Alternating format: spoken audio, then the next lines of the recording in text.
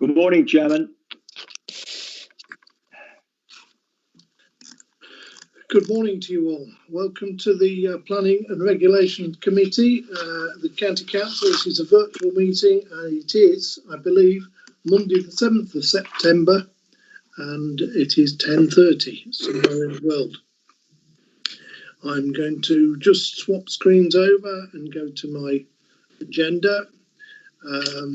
This is the second meeting of the committee. It's a formal meeting and the audio feed of this meeting is being broadcast via the County Council's website. I'd also like to welcome the members of the public who are listening in on this line. Questions and meeting before and conduct within the meeting. Before I begin, I'd like to confirm who is present and any membership changes. I will go through the members and Steve Blagg, Democratic Services Officer, will then ask for the officers to give their presence. So first of all, Councillor Ashton, are you here today, please? Present. Thank you. Councillor Mrs. Austin.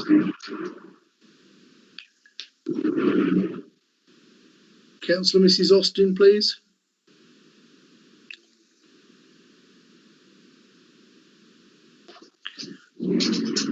I'll come back to you. David, it's David Brailsford, Chairman. Okay, Councillor David Brailsford next. Councillor Austin's not a member. Sorry, a correction, thank you. Councillor David Brailsford.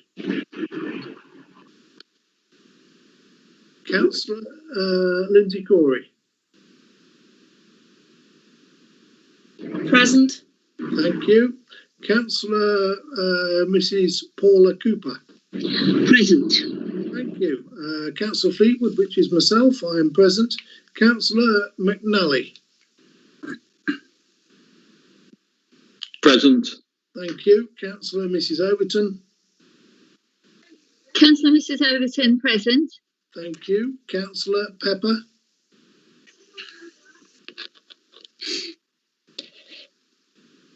Come back to Councillor Pepper in a minute. Councillor Reid. Present. Thank you. Councillor Renshaw. No, Chairman. He's not Julie. a member, Chairman. Thank you. It's Joe. Of course, it's Julie, isn't it? Yeah, Councillor Renshaw just did one meeting for me because I couldn't attend. Didn't he? Yeah. Okay, Julie. So you're here. Thank you.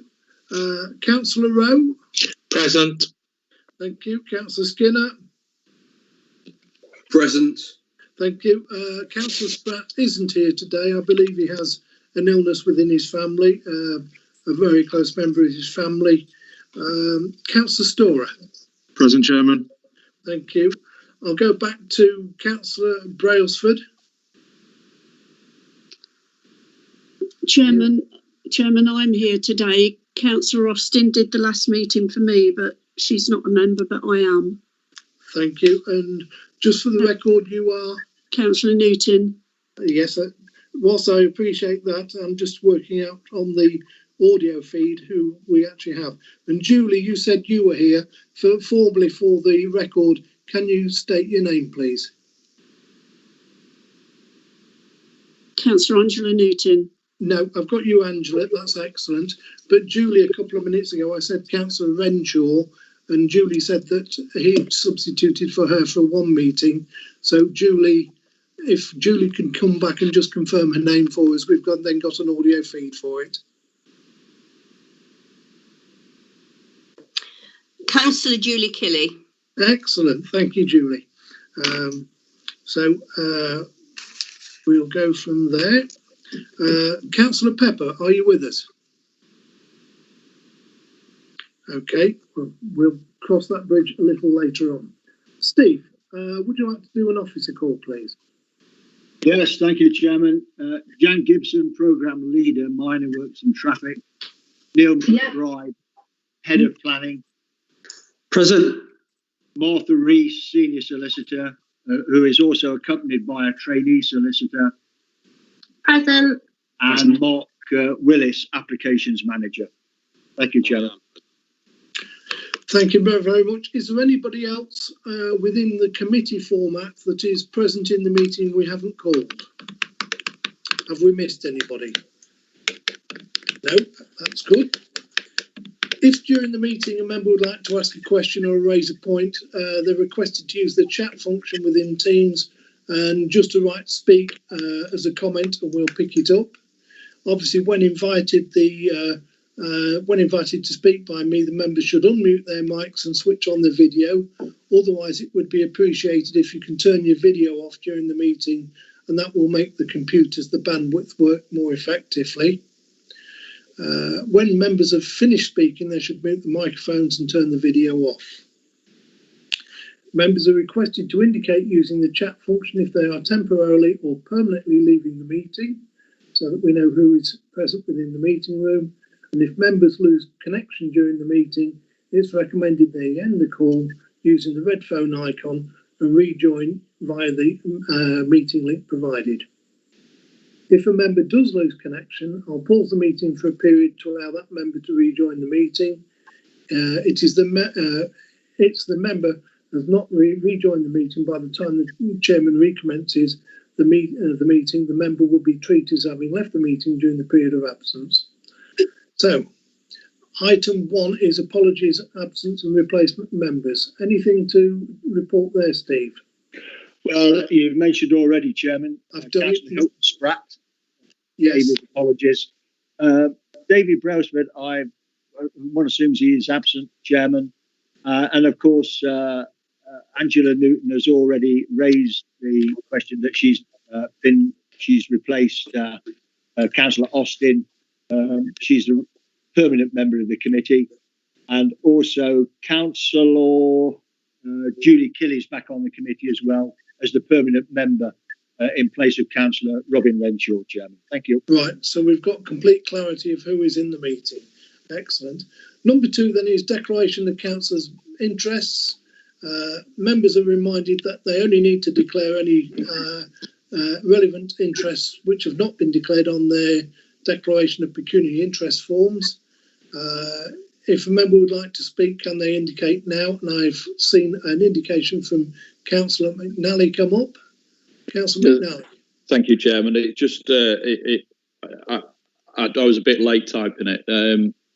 Councillor Pepper has sent a message saying that he's having problems connecting to Teams. Okay. So, just thought I'd pass it on. Right, so that's an IT issue then. Okay, so under the declarations of councillors' interest, I think everybody's received communication from Amanda Sotheby in the last 2 or 3 days with regard to correspondence. So I will declare that on behalf of the committee. I'm sure that several people have received that. Does anybody else want to declare anything else?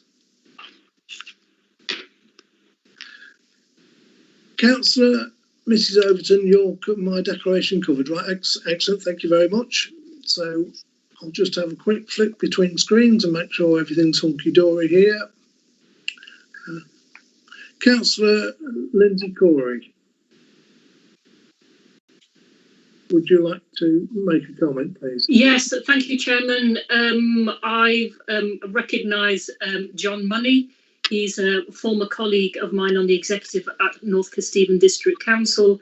It was a surprise, a lovely surprise to see his face this morning. I have not discussed any of the items. I didn't even know he was going to be here. So I don't feel as though my ability to make a decision today has been compromised. Thank you. Thank you very much. Councillor Tom Ashton. Thank you very much, Mr. Chairman. Just to note on agenda item 4.3, I am the local member covering the village of Langrick, and I put forward a request for a speed limit review at this location. However, I haven't debated or given my views on the item as it's written on the report, and I keep a clear and open mind for the debate. Thank you. Under items 5.1 and 5.2, the North Kelsey applications by Egdon Resources, I am a member of West Lindsey District Council, chairman of the planning committee there, and at a recent meeting there was an ability to make a comment. I withdrew from the meeting whilst the rest of the committee considered it, so that I was able to chair this meeting today. So that should resolve that problem there. Right, I'm just having a quick look at my chat channel. Councillor Mrs Overton's declared a similar interest to Councillor Corey with regard to Mr Money with his previous engagement with NKDC. Thank you. That's fine. It's just not exactly the same because I'm the executive, but obviously I do know Councillor Money. I haven't had any dealings about any issue on the agenda today. So clear. Okay. Thank you. Thank you very much. Councillor Reid. Good morning, Chairman. Just for clarity, I'm the portfolio holder for South Kesteven for planning. I don't have any particular interest, but I think it ought to just be noted. I'm also the ward member, of course, for Bourne as well. Thank you. Thank you very much. Anybody else? Just into the speak channel now, if you can, please. Obviously, you can declare at a later stage should you wish. No, so okay, I will now progress to the next item, the next stage of the committee. So that is the declarations. Item 3 is the minutes. I move the minutes of the meeting of the Planning and Reg Committee held on the 6th of July as an accurate record. Can I have a seconder to my motion? So I'm just going to swap screens. Councillor Skinner. Councillor Skinner wishes to second. Okay. Now, Thank you, Chairman. For openness and transparency, I will do a roll call on virtually everything today. We are a semi-judicial system with planning, so therefore, for the sake of making sure that everybody understands and there's no question from any direction, I am going to do a roll call on virtually everything. So, with regard to the minutes, Councillor Ashton, are you happy with them? Yes, agreed. Thank you very much. Councillor Lindsay Corey. Agreed, Chairman. Thank you. Councillor Mrs Cooper. I wasn't at the last meeting, so I can't comment. So you'll abstain, okay. I'm not happy with them. Councillor Mrs Kelly wasn't at the last meeting, so therefore I'll take. I can't comment. Exactly, I'll take an abstention from you. Councillor McNally. Yep, that's fine. Thank you.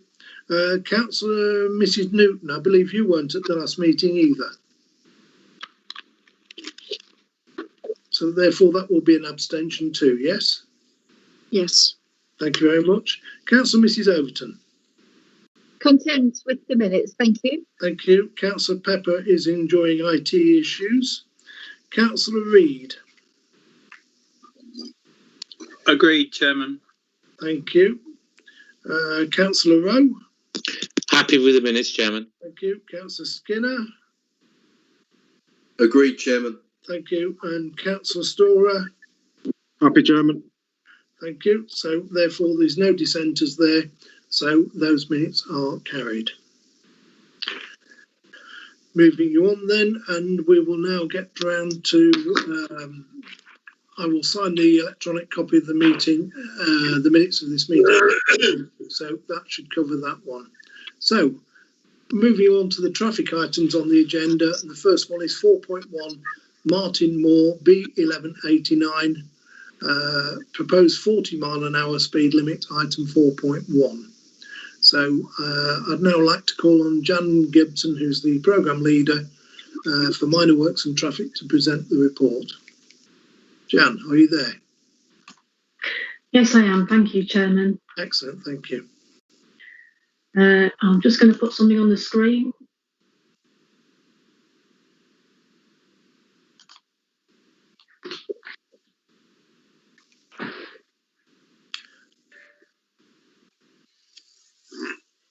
Superb, I can now see. You see that? Yes. Good.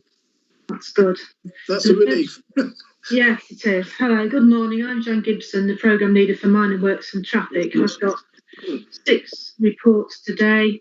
First one being this one at Martin Moore, B1189, proposed 40 mile an hour speed limit. Now, currently, there's a national speed limit on this stretch of road.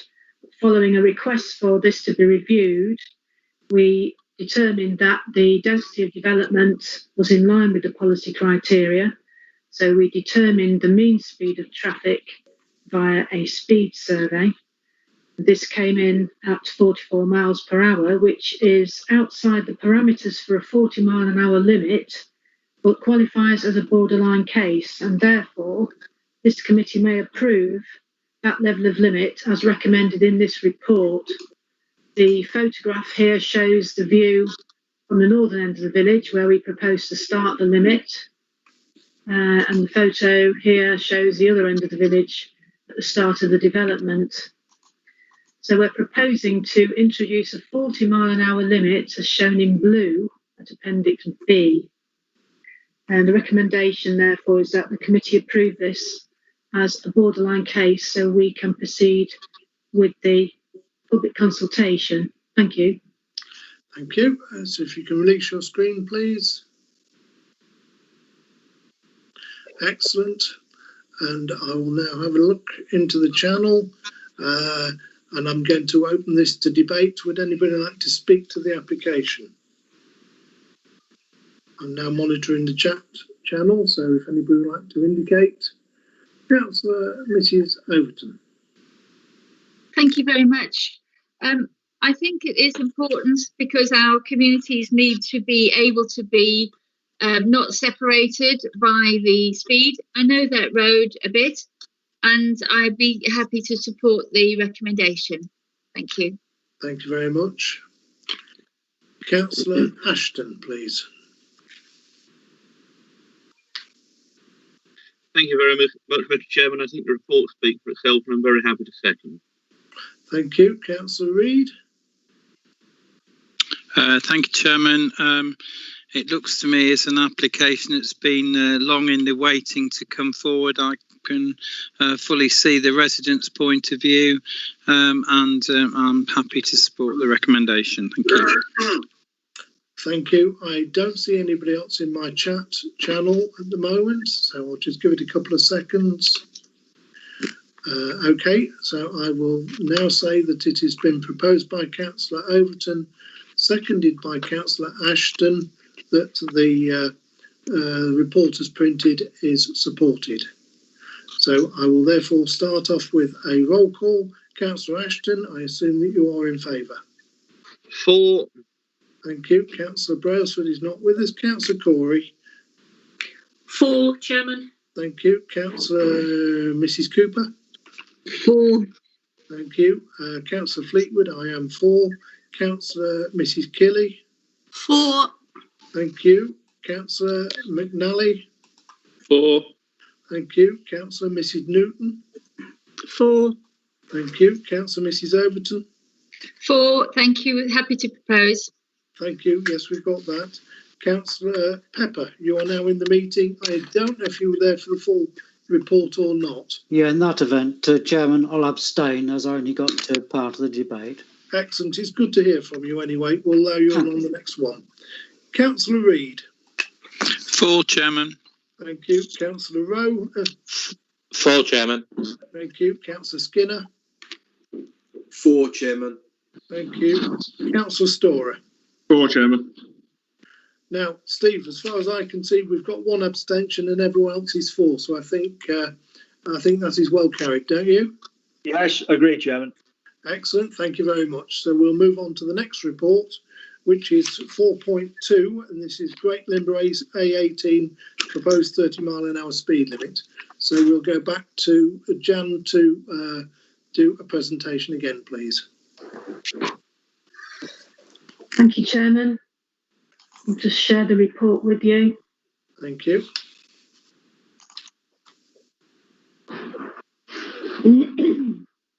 Excellent, I can see that. Good. So this is a proposed 30-mile-an-hour limit at Great Limber, a small village which lies on the route of the A18, just north of Caister. The parish council requested a review of this limit the existing 40-mile-an-hour limit, that is, shown in blue on this plan here, with a view to it being reduced to 30 miles an hour. We did a series of speed surveys which indicated a borderline case for a 30 along the length shown in red. We subsequently went out to a statutory consultation for this limit and received objections to the proposed extent. These objections were reported to the committee last January with a recommendation that they were overruled on the basis that extending the limit further would not meet the policy criteria. This was supported and the proposal was publicly advertised. Further objections were received as detailed in this report. However, the situation remains that the 30-mile-an-hour limit proposed lies within the parameters of the policy, and it is therefore recommended that these objections are overruled so that the limit, as proposed, can be introduced. Thank you. Thank you very much. So if you can release your screen, please. I think the members have seen, and it's an excellent set of plans. There we go, there's a view. Thank you. So I'll now have a quick look at the chat channel.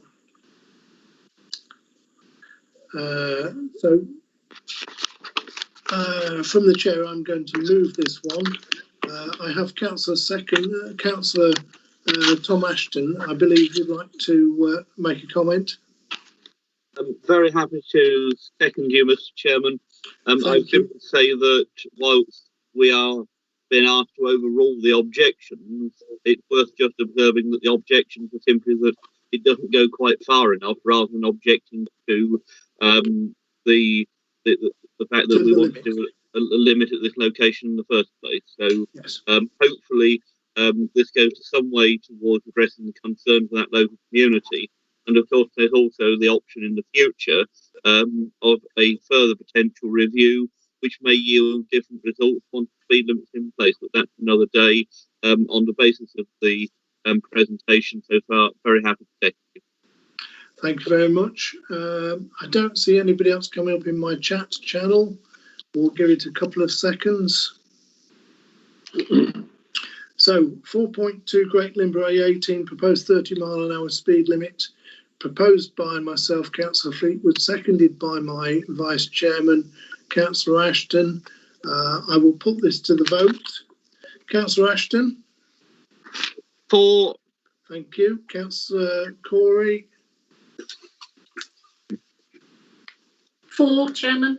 Thank you. Councillor Mrs Cooper? For. Thank you. Councillor Fleetwood, I am for. Councillor Mrs Kelly? For, Chairman. Thank you. Councillor McNally? For. Thank you. Councillor Mrs Newton? For. Thank you. Councillor Mrs Overton? For. Thank you. Councillor Pepper? For. Thank you. Councillor Reid? For. Thank you. Councillor Rowe? For. Thank you. Councillor Skinner? For, Chairman. Thank you. Councillor Storer? For, Chairman. Sorry. Thank you. So on that basis, I make it a unanimous vote. Are you agreeable with that, Steve? I agree, Chairman. Thank you. So therefore, that one is carried as printed.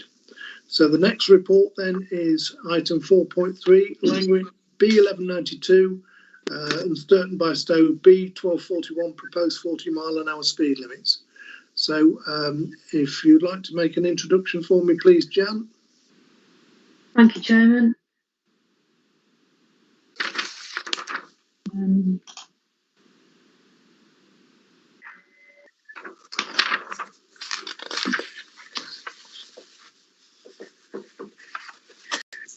So this report deals with two sites with the same issue.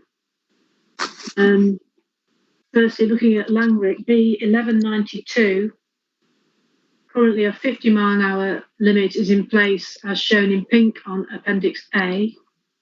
There have been one or two accidents with the junction within this stretch.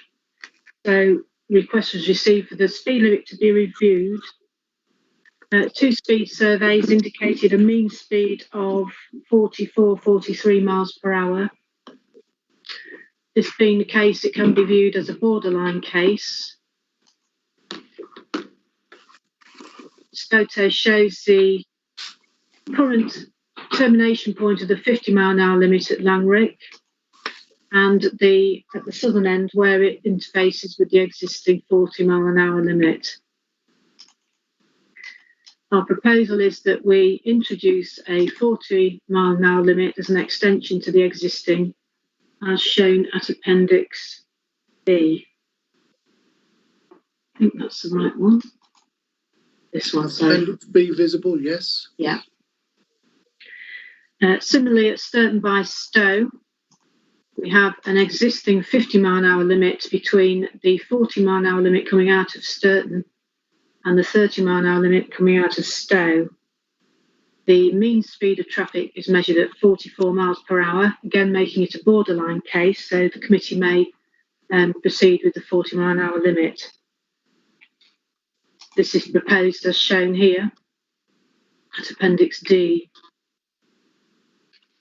This shows the interface of the 40 and 50 coming out of Sturton and the 30-mile-an-hour where it changes to 50 coming out of Stow. So our recommendation is that committee approves consultation for both the 40-mile-an-hour limit at Sturton by Stow and the one at Langrick on the B1192. Thank you. Thank you very much. If you release your screen, excellent. So we'll now open it to committee to make comment. Councillor Ashton. Thank you very much, Mr. Chairman. Though some of you may be familiar, I'm the local member covering Langrick. I appreciate we have two different areas on this item. But speaking specifically on the Langrick application, this is I'm delighted to see this at committee. I'm delighted to see the work that officers have put into this, and I'm incredibly grateful that to the request that went in for a speed limit review at this location.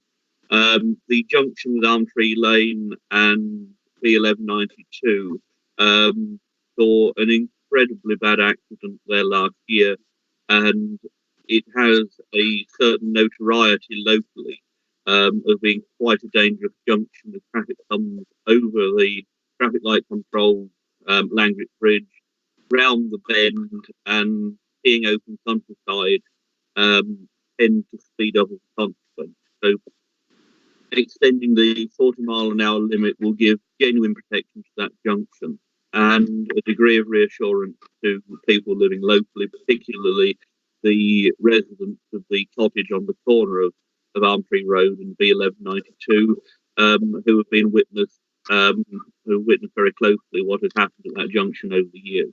So I think it's a really good thing to see. I welcome it wholeheartedly. Speaking of the Sturton by Stow, again, this is to make a great deal of sense. If you can keep traffic at a reduced speed between settlements and communities, then you haven't got to slow them down once they've accelerated away from one, only to come across another village a short distance away. So on that basis, I'm very happy to move this and look forward to seeing these implemented. Thank you very much. Thank you very much. Councillor Skinner.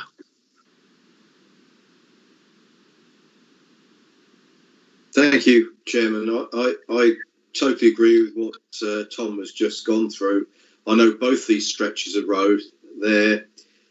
It's really just common sense extending the limits to where they are. But I'm very supportive for both, and I'm quite happy to second it. Thank you. Thank you very much. I know both stretches well too, and certainly the Sturton by Stow one is just a link between two villages. There is a secondary school, or there has been a secondary school in that location too, so I support the speed limits as well. I don't see anybody else coming up in the chat channel, so I am going to put it to the Chairman, vote. Certainly. I know Councillor Cooper's got her hand raised. Has she indeed? Okay, thank you. I'm looking at a different screen. Councillor Mrs. Cooper. Thank you very much. As you're probably well aware, I actually live in Langrick, and in the background you can probably hear the traffic hacking down the road behind me. It's a terrific plus to have this limit because it extends it to the outer limits of the village where there's actually a lot of egress onto the road. But the junction talked about with Armtree Road, there have been a huge amount of accidents, one alluded to by Councillor Ashton, but there were a lot that don't get reported because the police aren't involved, and we do log them for the village, which is a bit tragic. But I'd like to offer and ask everyone to support this. Thank you. Thank you for your comments. Okay, I'll give it a little time and I'll just change screens. Okay, so that's excellent. So if you'd like to now take your hand down, Mrs. Cooper, I've still got you as being registered as your hand in the air. Thank you, excellent. And I've given everybody fair warning that I'm going to put it to the vote. So, Councillor Ashton, you moved it, so I presume you're For. Thank you. Councillor Mrs. Corey. Thank you, Chairman. Whoops, I've married you off, haven't I? I've married you off. There's a novelty. Thank you very much. Councillor Mrs. Cooper. 4. Thank you. Councillor Fleetwood, I am 4. Councillor Mrs. Kelly. 4. Thank you. Councillor McNally. 4. Thank you. Councillor Mrs. Newton. 4. Thank you. Councillor Pepper. 4. Thank you. Councillor Reid. 4, Chairman. Thank you. Councillor Rowe. 4. Thank you. Councillor Skinner, seconded, so I assume you would like to support it. 4, Chairman. Thank you. Councillor Storer. 4, Chairman. Thank you. That, I believe, is unanimous. And Councillor Overton 4. Oh, sorry. I'm sorry I missed you. I skipped you. Thank you. It's an interesting thing, this running up and down lists of people's names. But yes, I'm pleased to see you 4. Thank you, Marianne. Thank you. So that does make us unanimous. So if you're happy with that, Steve, report as printed.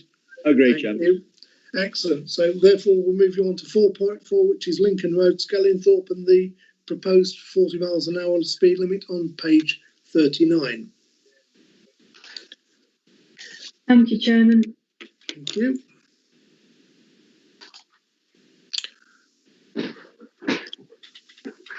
Excellent. I can see your screen. Thank you. So this report relates to Lincoln Road, Skellingthorpe, a stretch of unrestricted road between the 30 mile an hour limit on the outskirts of Skellingthorpe village and the A46 Lincoln bypass.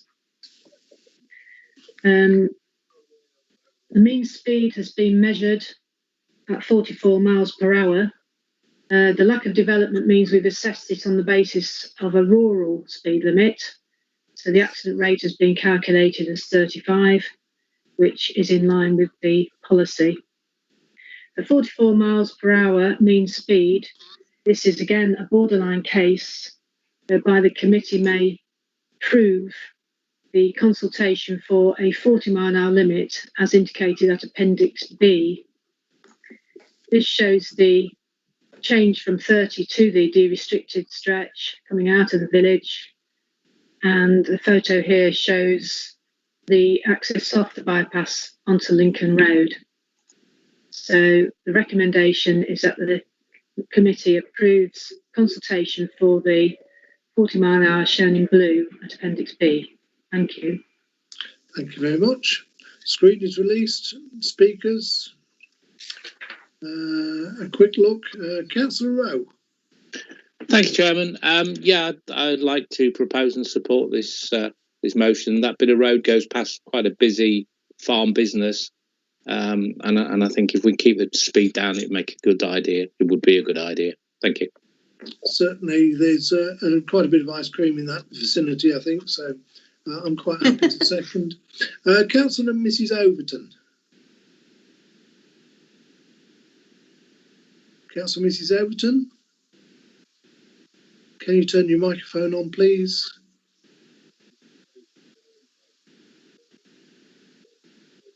Councillor Mrs. Overton.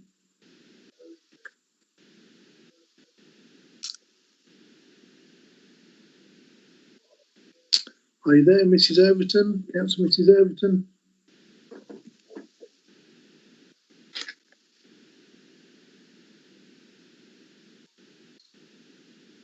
Councillor Mrs. Overton. Okay. Would anybody else like to speak to the agenda item, please?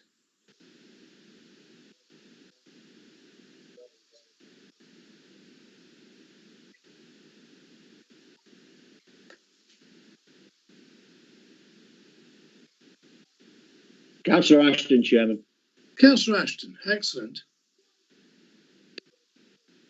Thank you, Mr. Chairman. Happy to help you out. Happy to move or second as required. Thank you. Excellent. So I'll just go back to my chat list. Councillor Mrs. Overton, would you like to speak, please?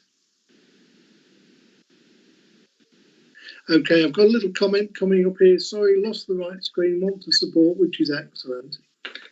So I'm going to move it to the vote because I have nobody else in the chain wishing to comment. So Councillor Ashton. 4. Thank you. Councillor Lindsay Corey. Chairman, thank you. 4. Thank you. Councillor Mrs. Cooper.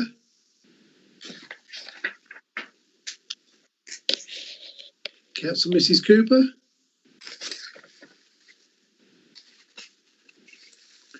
I'll come back to you in a moment. Councillor Fleetwood, I am 4. Councillor Mrs. Kelly. 4. Thank you. Councillor McNally. 4. Thank you. Councillor Mrs. Newton. 4. Thank you. Councillor Mrs. Overton. I've got a 4 written on my screen, so I'll take that as your vote. Thank you. Councillor Pepper. 4. Thank you. Councillor Reid. 4, Chairman. Thank you. Councillor Rowe. 4. Thank you. Councillor Skinner. 4, Chairman. Thank you. Councillor Storer. 4. Thank you. So I'm going to go back up now to Councillor Mrs. Cooper. Yes, 4. Thank you. So I think on that basis, everybody has voted for. Unanimous. So it's unanimous again. If we're happy. Okay, so the next application is 4.5 East Keel A16 proposed 30-mile-an-hour speed limit. So again, Jan, if you can introduce, please. Thank you, Chairman.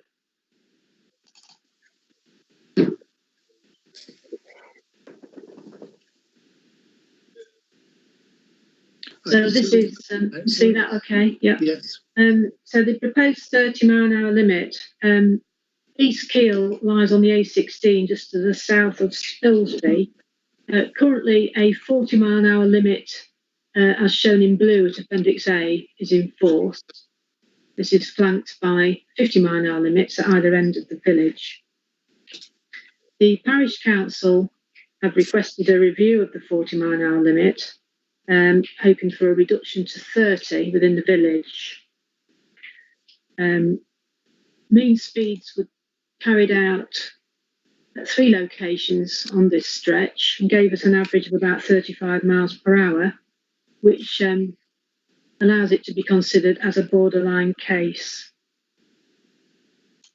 We're proposing a 30 that starts on the approach to the sharp bend, which is already covered by additional signage and an advisory 20-mile-an-hour limit. It's a very sharp bend to the south of the village.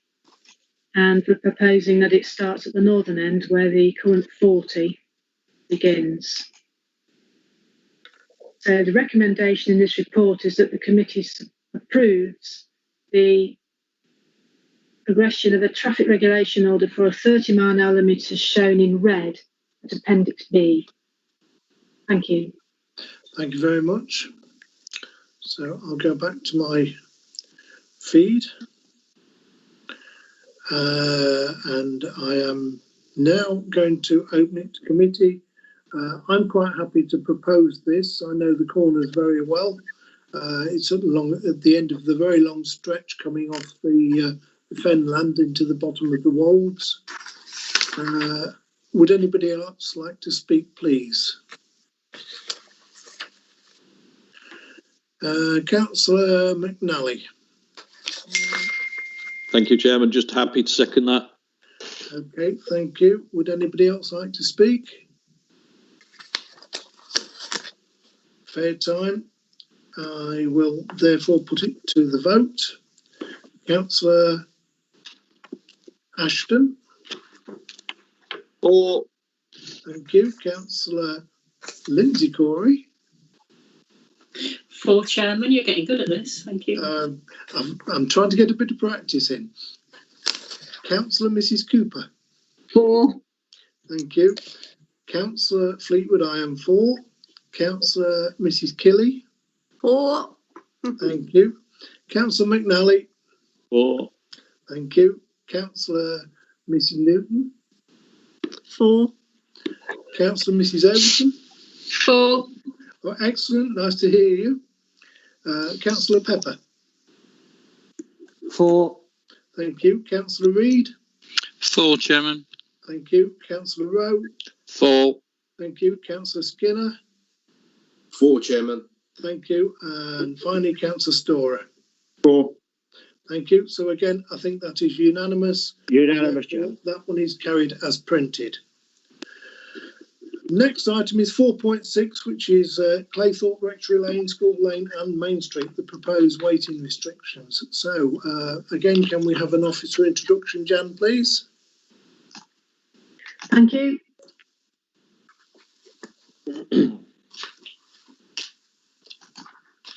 So this is my final report today. Well done. Relates to waiting restrictions at these streets. So Appendix A shows what we're proposing following complaints which we've received regarding on-street parking in the area, particularly at school start and finish times. There's currently no restrictions within the village as it stands. The proposals shown at Appendix A were put out to public consultation last year. Now, these include extensive use of double yellow lines to prevent parking on both sides of the carriageway where it is too narrow to do so. And in the vicinity of the school, we propose a mandatory school keep clear marking and a bus stand to facilitate bus trips and such like relating to school activities. Now, objections were received to these proposals as outlined in the report. So in response, we amended the proposals to reduce the restrictions where possible to mitigate their impact on residents.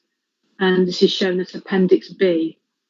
So we've reduced the lengths of double yellow line at the southern end of School Lane and at various locations on Main Street, and also substituted the double yellow line on the west side of Rectory Lane opposite the other double yellow line, turned it into a single yellow line so that allows parking in the evenings and at weekends for residents.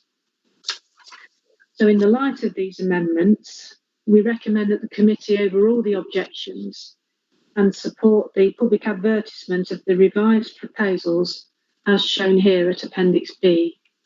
Thank you. Thank you very much. And you've now released your screen so I can see everybody. So I'm looking for my first speaker. I know Claypole reasonably well. I'm quite happy with the restrictions. So therefore I will propose. Can I have a seconder from somebody, please? Or a speaker or an alternative proposal?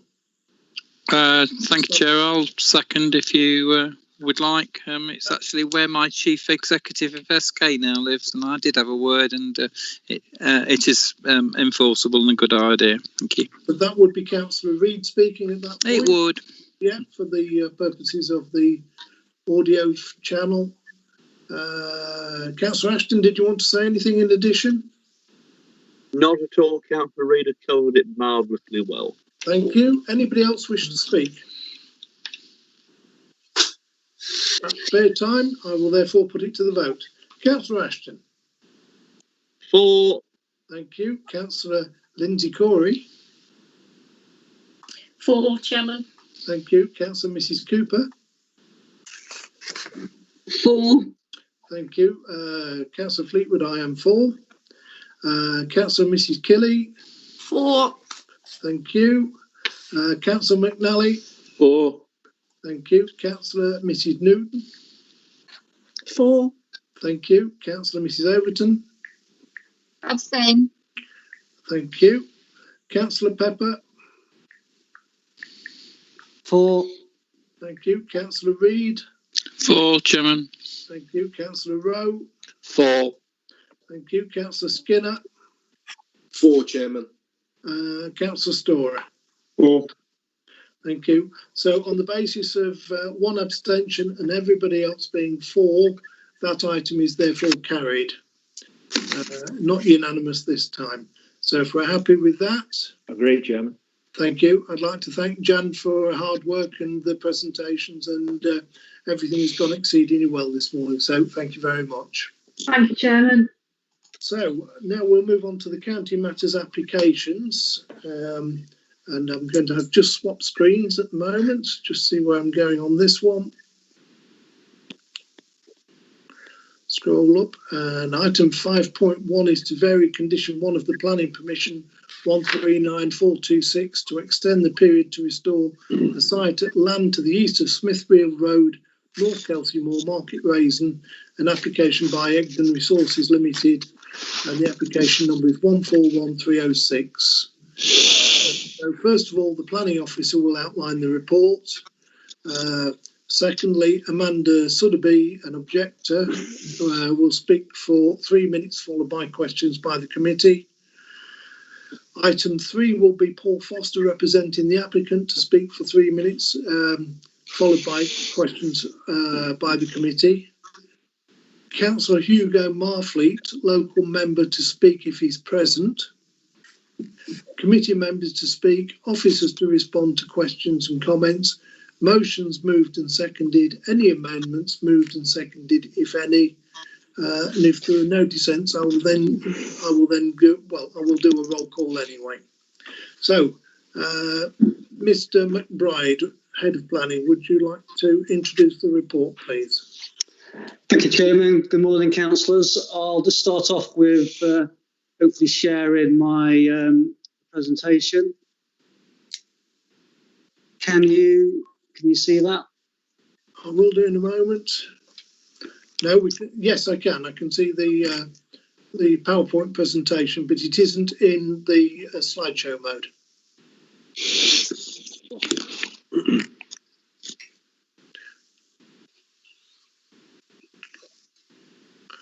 No, we've lost that.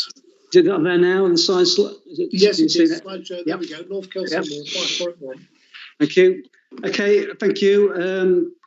As you say, Chairman, this takes us to North Kelsey.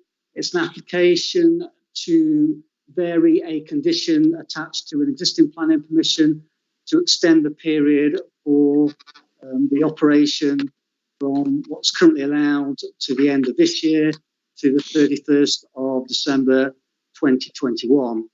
Just like to remind councillors that in assessing this application, we're looking at the issues surrounding the extension to the time limit. It's not an opportunity to re-examine the whole application again. So it's just the element relating to the extension of the time period. The report in front of you sets out the background to the application and the applicant's reasoning for requesting an additional period of time. And I'll quickly just go through the photographs. So the first photograph, or the first slide, shows the location. It's probably familiar to many of the members who have been on a site visit here for the previous application.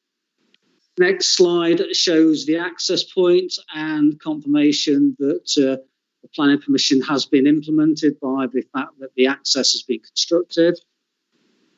Next slide shows the passing places that have been constructed. And finally, the red line shows the area of the application, which is currently, as you can see, as part of a large agricultural field. So I can bring you back to the report. On page 66, it sets out the consultation responses that have been received for the application, and members would have received an update on Friday, which set out some further comments that have been received since the papers were produced. And in that, you'll see that the town council confirmed their previous objection to the application, and also there was further comments from local residents, which have largely already been addressed in the report. So there's nothing particularly new in that, and as you'll see in the update, that there's a response there from the head of planning in terms of the issues that have been raised. And over the weekend, we received one further response from a local resident, and again, there's no more issues that have been raised in that response or that representation that aren't already covered in the report. So moving on, page 69 sets out an analysis of the issues associated with this application, and I particularly draw your attention to paragraph 22 on page 70, which gives a detailed evaluation of the applicant's request to extend the time period, and sets out the officer's view in terms of that request. Finally, on page 72, the recommendation is that planning permission be granted subject to the conditions in the report. Mr. Chairman. Thank you very much. If you can release your screen, please. Thank you. So I'm now going to do a little bit of tapping around on my screen.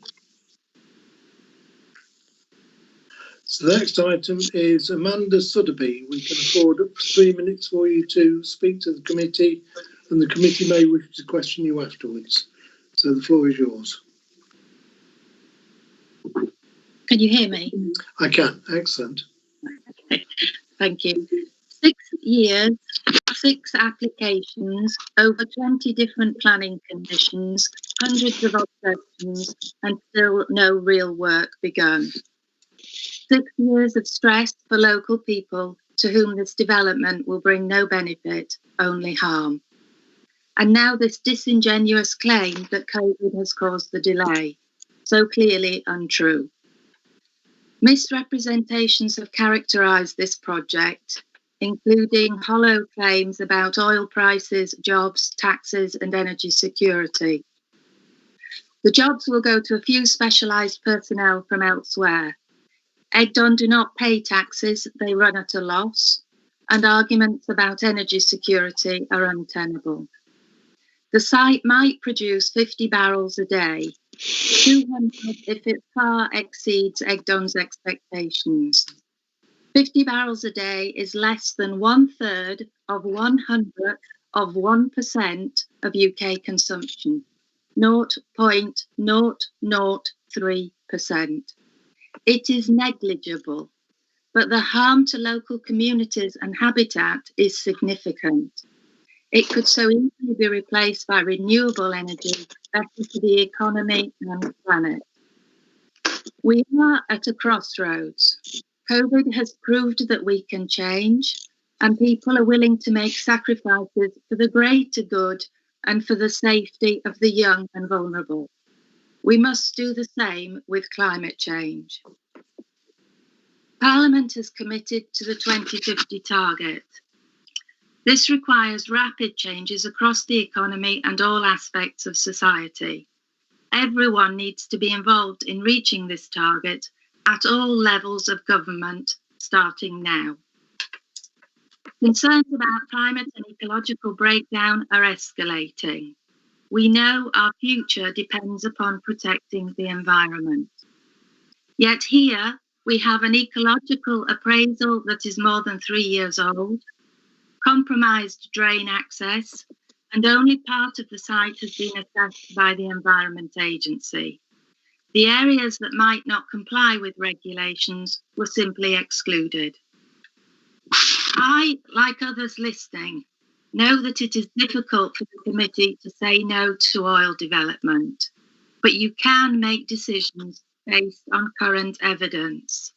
This is no longer sustainable development. Please don't miss this opportunity to make a real difference. People of Lincolnshire will applaud your courage and vision if you choose to protect us today. We've had 6 years and the world has changed. Enough is enough. Please refuse this application. Thank you. Thank you very much, Amanda. Would any of the committee like to ask Amanda any questions, please? I'm just going to click through my screens.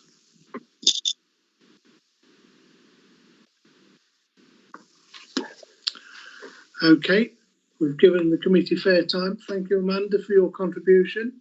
I'll now move on to Paul to make his comments. Paul Foster, so the floor is yours when you are ready, sir. Thank you, Chairman.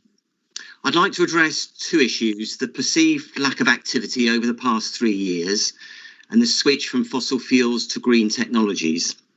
This committee granted planning permission to Egdon for an extension of time in May 2018.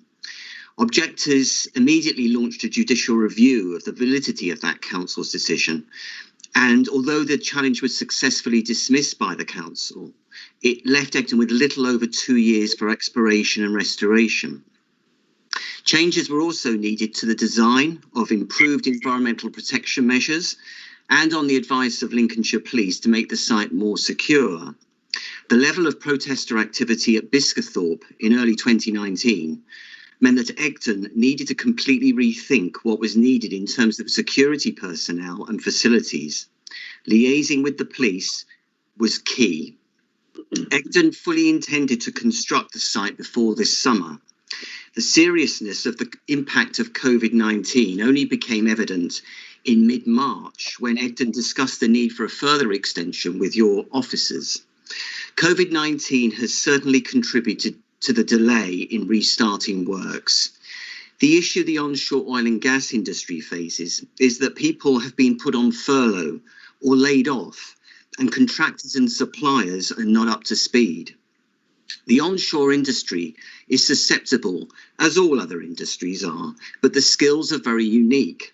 When rigs stop operating, personnel go elsewhere, and there isn't a pool of skilled operators ready to step in, so there will inevitably be a time lag for both drilling and restoration. COVID has also significantly delayed the process of securing regulatory approvals from the Environment Agency. A permit that should have taken 4 weeks to issue actually took 6 months and wasn't issued until the end of July this year. Secondly, there's a misconception that fossil fuels are becoming redundant thanks to advantages in green energy. The reality is that fossil fuels still remain the dominant source of energy supply. The vast majority of cars, HGVs and aircraft in the UK still use oil. The UK produced 52 million tonnes of crude oil in 2019, mainly from the North Sea, but we consumed 59 million tonnes, so we're still reliant on imports, mainly from the US, but also Russia, Algeria and Nigeria. Exploring for and finding reserves in the UK will help to reduce the need for imports, improving our ability to meet net zero targets. 15 seconds. Finally, I want to add that Egton understands and regrets the uncertainty within the local community about completing the works at North Kelsey. Egton is seeking the shortest possible extension to complete the work. Thank you for your time, and I'm happy to answer any questions. Thank you. So I will therefore ask the committee if they have any questions of Mr. Foster. I'm just going to go across into my Teams, which is over there, up to here. And Mrs. Overton, please. Councillor Mrs. Overton. Thank you very much indeed, and thank you both speakers for your your comments. Very helpful indeed. The question is, I'm thinking about the evidence to back up what Mr. Foster has just said, that the decision to go ahead had been made and work would have started. Has that evidence been submitted? Thank you. Mr. Foster? No, it's on the word of Egton that they informed me that they were ready to go. They have the investor support to proceed with the construction works that were planned earlier this year. As I said in my response, they were waiting for the Environment Agency to issue a permit, but that didn't materialise until the end of July. So in terms of the evidence that they were proposing to construct the site earlier this year, it's on their word that they were intending to do that. Thank you. So it is a difficult site, I think, as you've said. So are we not thinking that it's too difficult a site and the return is too small? No, this is not a question. We're talking about an extension of time limit here. We're not going into the virtues of whether the site is or isn't developable. We're talking about varying condition 1, which is the time limit. Fair point. Okay. Anybody else? Any other questions with regard to the time limit for the applicant, the developer? Seeing none, thank you very much, Mr. Foster. So I'll therefore move to Councillor Hugo Marfleet, who's the neighbouring member, who I believe is in the meeting. Good morning, Chairman. Excellent, thank you. When you're ready. Okay, well, this isn't quite my area, but I am the neighbour. Unfortunately, the other two are sort of either, well, anyway, I'll move on. However, Biscathorpe is in my area and it's the same situation. I think what sort of gets me with this sort of application is the confusingness and the misleadingness. And I know that this is about an extension of time, but Paul has alluded to everything. And this is what gets me about this application. And everything that happens with these oil drillings is this sort of misleading. There he is blaming COVID. Well, actually, I disagree. They were given this extension a while ago and COVID has only just happened in March. And not only that, if you actually read the documentation in 5.1, they are not allowed to do any exploration work during basically the bird nesting time, which in effect goes from March to August. So when he says that COVID has delayed this whole thing, that's absolute rubbish because he wouldn't have been allowed to have done anything. He could have applied to carry out, but actually, so that's number one. He's completely put up the smokescreen of COVID and it's nothing to do with COVID. He wouldn't have been allowed, even if he'd got the environment document, he still would not have been allowed to have done the work because it says in the conditions. The other thing is, and it really does get to the public, and I get it from all over. 6 years we've been looking at this site, temporary. I mean, how long does temporary become temporary before it's even more temporary? 6 years, the locals are left hanging in the lurch, the impact on the locals. You know, it's not just here, it's everywhere that we seem to go with this, with these guys. There seems to be always a lack of something missing, whether it's an environmental or something. There's something always never completed. And I question the professionalism here, because if you're drilling for oil, you should know what environmental things need filling out. You should know everything. Yet still today, there's always something late, something missing. I mean, I go back to Biscathorpe, and it was shockingly unorganised. And then Paul alluded to this level of protest and reorganising. It's fencing. Just commission and get some mobile fencing put up. It wasn't the Battle of Biscathorpe there. It was a load of people in the village that stood to protest against. And they just hadn't even put any security in place. And actually, suddenly there was 10 or 20 people turned up. Paul made out it was the Battle of Biscathorpe. There's nothing to do with that. It was actually quite a peaceful demonstration. And actually, all they got was no security in place or anything. And then in the end, they got one security guy with the whole sort of AOMB behind him. I mean, they could have come from any angles with their pitchforks, but no, they didn't. They were just peaceful and believed in that.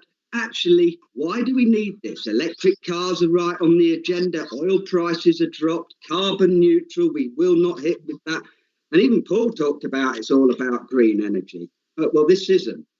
I would just like to go to, and this is also the other thing, it is confusing to the public. If you go to page 65 and the planning policy content, it talks about on March 6, 2019, sustainable exploration and development of onshore shale gas. I see oil's dropped out of that sentence. So if it's sustainable, that's good. Exploration. Well, this is trying to be an exploration thing to see if there is any oil there. But actually, oil's got dropped out of this phase now. So maybe actually the government move is now actually, yeah, shale gas is still a potential. This isn't shale gas. This is oil. And so I think, as much as I know this is only about an extension, there's so many failings going on at times. They didn't consult the drainage board. You know what? We live in Lincolnshire. The drainage board's a king. So if we don't abide by some of our basic rules, it really is, you know, this is showing this lack of what I call professionalism and integrity. And personally, I wouldn't want noise, light pollution and traffic in a rural location. We're already trying to protect rural locations because light pollution is scouring the world. So I really do think that we have given them time. We have given them extensions. We have actually done everything to support them correctly. And here we are still today, 6 years later, we need another extension by another load of waffle and excuses.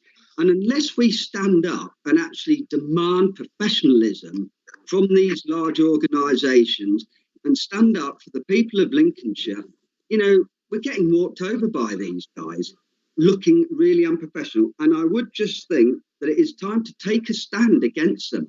And we might not win it, but you know what? They need to be taught a lesson to actually come to us properly, professional, get the people involved and work with them. And I don't see that with these guys. And I would actually reject it just to actually show that for once, we do want to see professionalism with people that come into our area in Lincolnshire and have an impact on our residents. And I don't like excuses like COVID being used when quite clearly it wasn't even an option because of the situation and the circumstances within this paper. And that's why actually, as much as I agree that in some sense it is only extension, but we have to stand up at times to stop this sort of cavalier approach carrying on. Thank you very much, Chairman. I think I've given you plenty of time there to have your comment. So I will therefore go back to Mr. McBride if he wishes to make any comments at all at this stage before I open it to committee.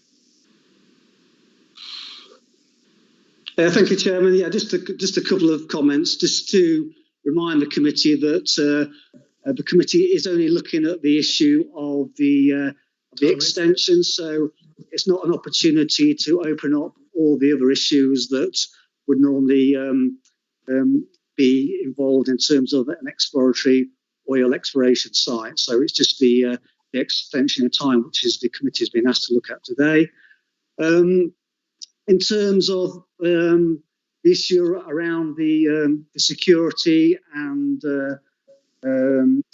Biscathorpe, it is a little bit to do with the next application in terms of the security cabins. But I would just mention that a lot of that requirement came from the police in terms of requiring Egdon to put in the security personnel that they felt was necessary to deal with that situation. So it wasn't sort of Egdon promoting the need for the security. That was a request of the police. And finally, if permission is granted and the exploratory drilling takes place and they do find reserves which are commercially viable, then the applicant would be required to submit a further application for production if they wanted to do that, and that would enable many of the issues that have been raised in by the objectors to be explored at that time. Thank you, Chairman. Thank you for your comprehensive response to the many issues that have been put before us. But I will remind the committee we are varying condition number 1. You did steal my thunder there, which is to do with the time extension. So, Councillor Mrs Overton, with regard to condition number 1, would you like to make comment, please? Thank you very much. Regarding the extension, they have had 6 years, and I think I am convinced that the reasons for delay being put down to COVID, were not evidenced, and I didn't feel were sufficiently convincing. There were a number of other suggestions as to possible causes of delay put forward as well, but I don't feel that anything was. It's not. There is no evidence put forward that COVID is the reason for the delay, and therefore I think it should be refused. Thank you. Thank you. So, do we have any other speakers, please? I'm watching my chat channel. Councillor McNally. Thank you, Chairman. I totally understand where everyone's coming from on this, but like I say, it is an extension, a Section 73 extension, and I think I'm just trying to find. I think it was Holt and Limor Parish? Yeah, 12C. I think they've summed it up quite well. That the delay has introduced an element of uncertainty to residents, and I think this needs to be the point now where we finish that uncertainty. This date that we're setting is the date, and that's it. You will have to come up, and have a very, very good reason to extend it again.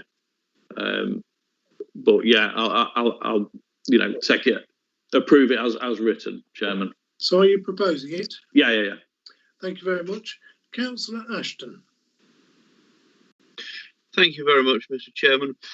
Yes, I entirely concur with the comment of Councillor McNally, and I simply draw attention to paragraph 18 on page 69, which makes it very clear that as the Mineral Planning Authority, we are only required to consider the questions of proposed amended varied condition. So I do hear the concerns in respect to the principle of this kind of development, but we simply cannot address that with the application that we have before us. However, I endorse the comment that Councillor McNally has just made, that this does need to be the final certainty for local communities, local residents, and people who might otherwise be concerned. And I very much hope that this will not be coming back again for a further extension. But on the report that we have had, and the evidence that presented, I'm happy to second Councillor McNally. Thank you very much.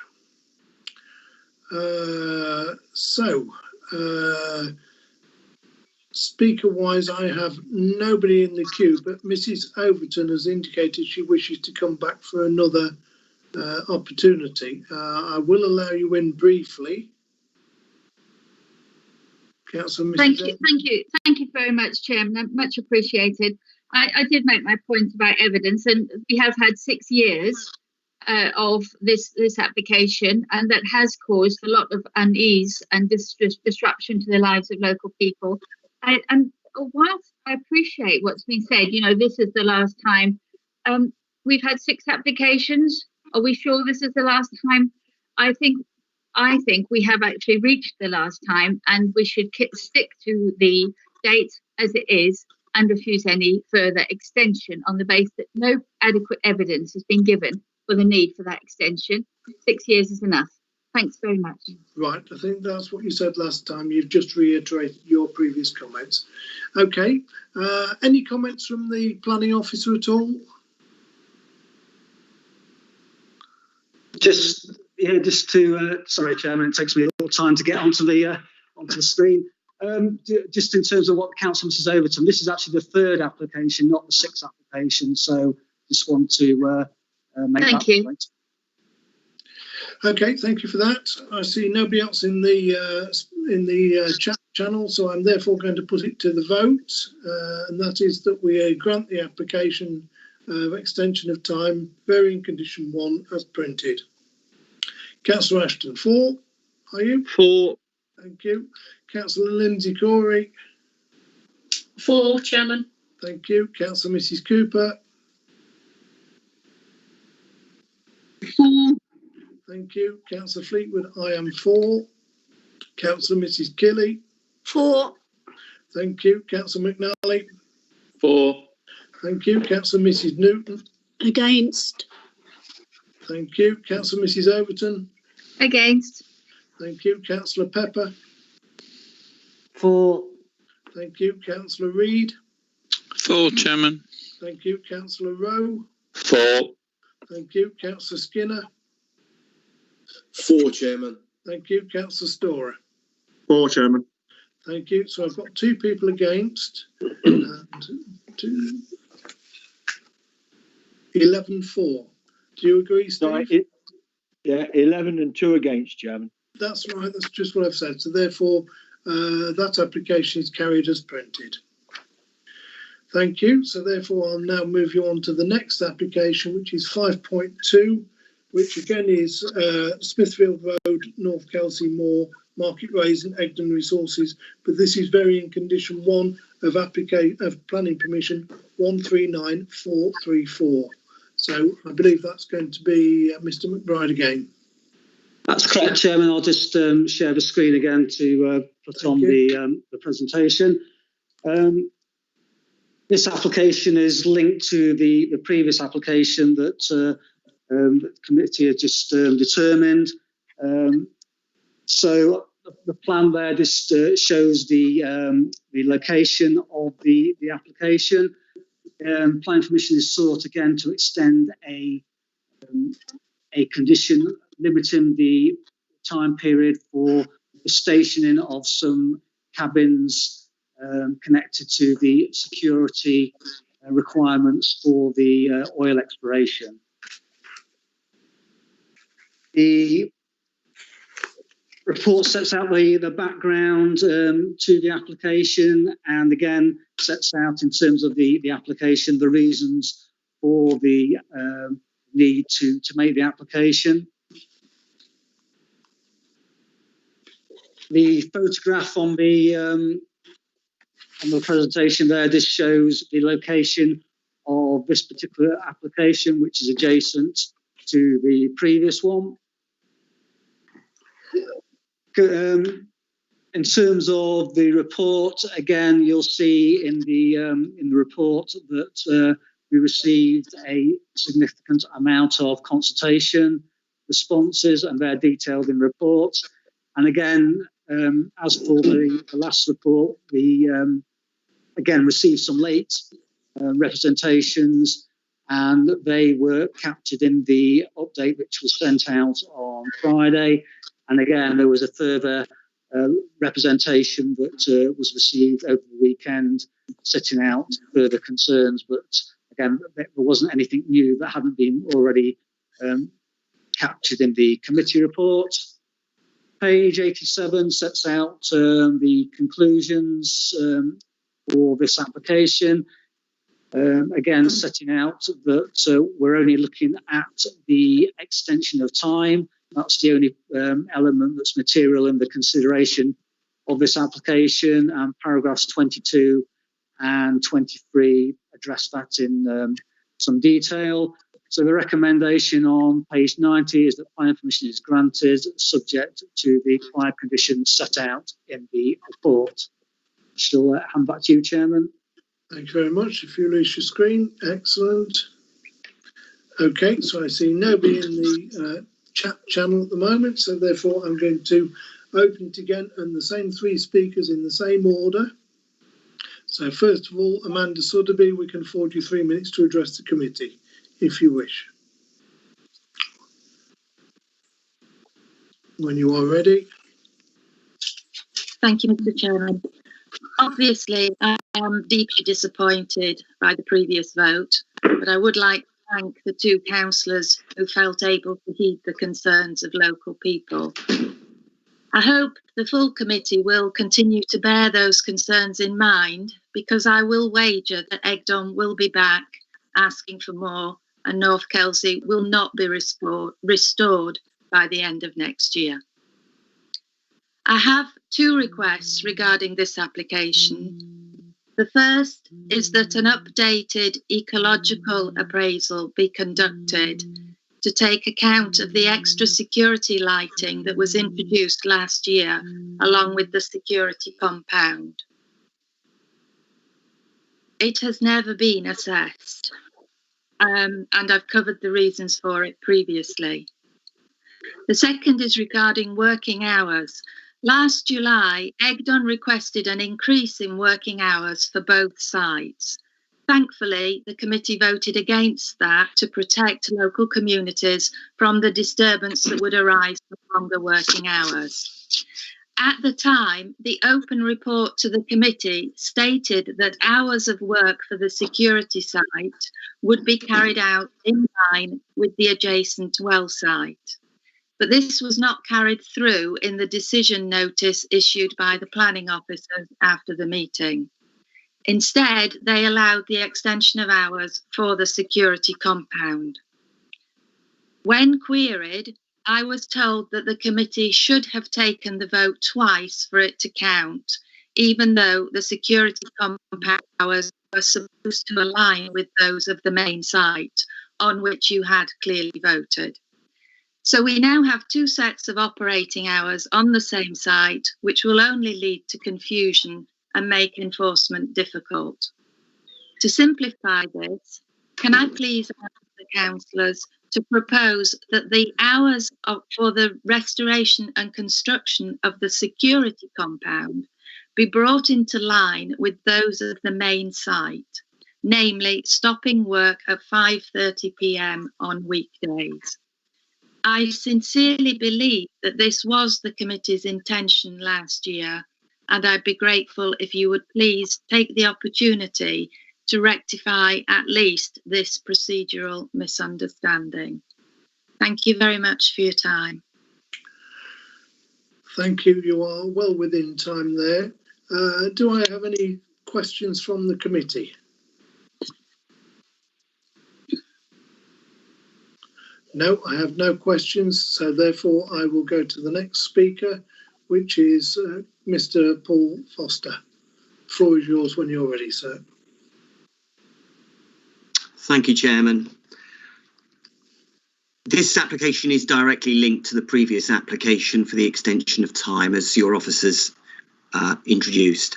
The security compound lies directly adjacent to the well site and is needed to ensure that the well site remains secure during all stages of development of the well site.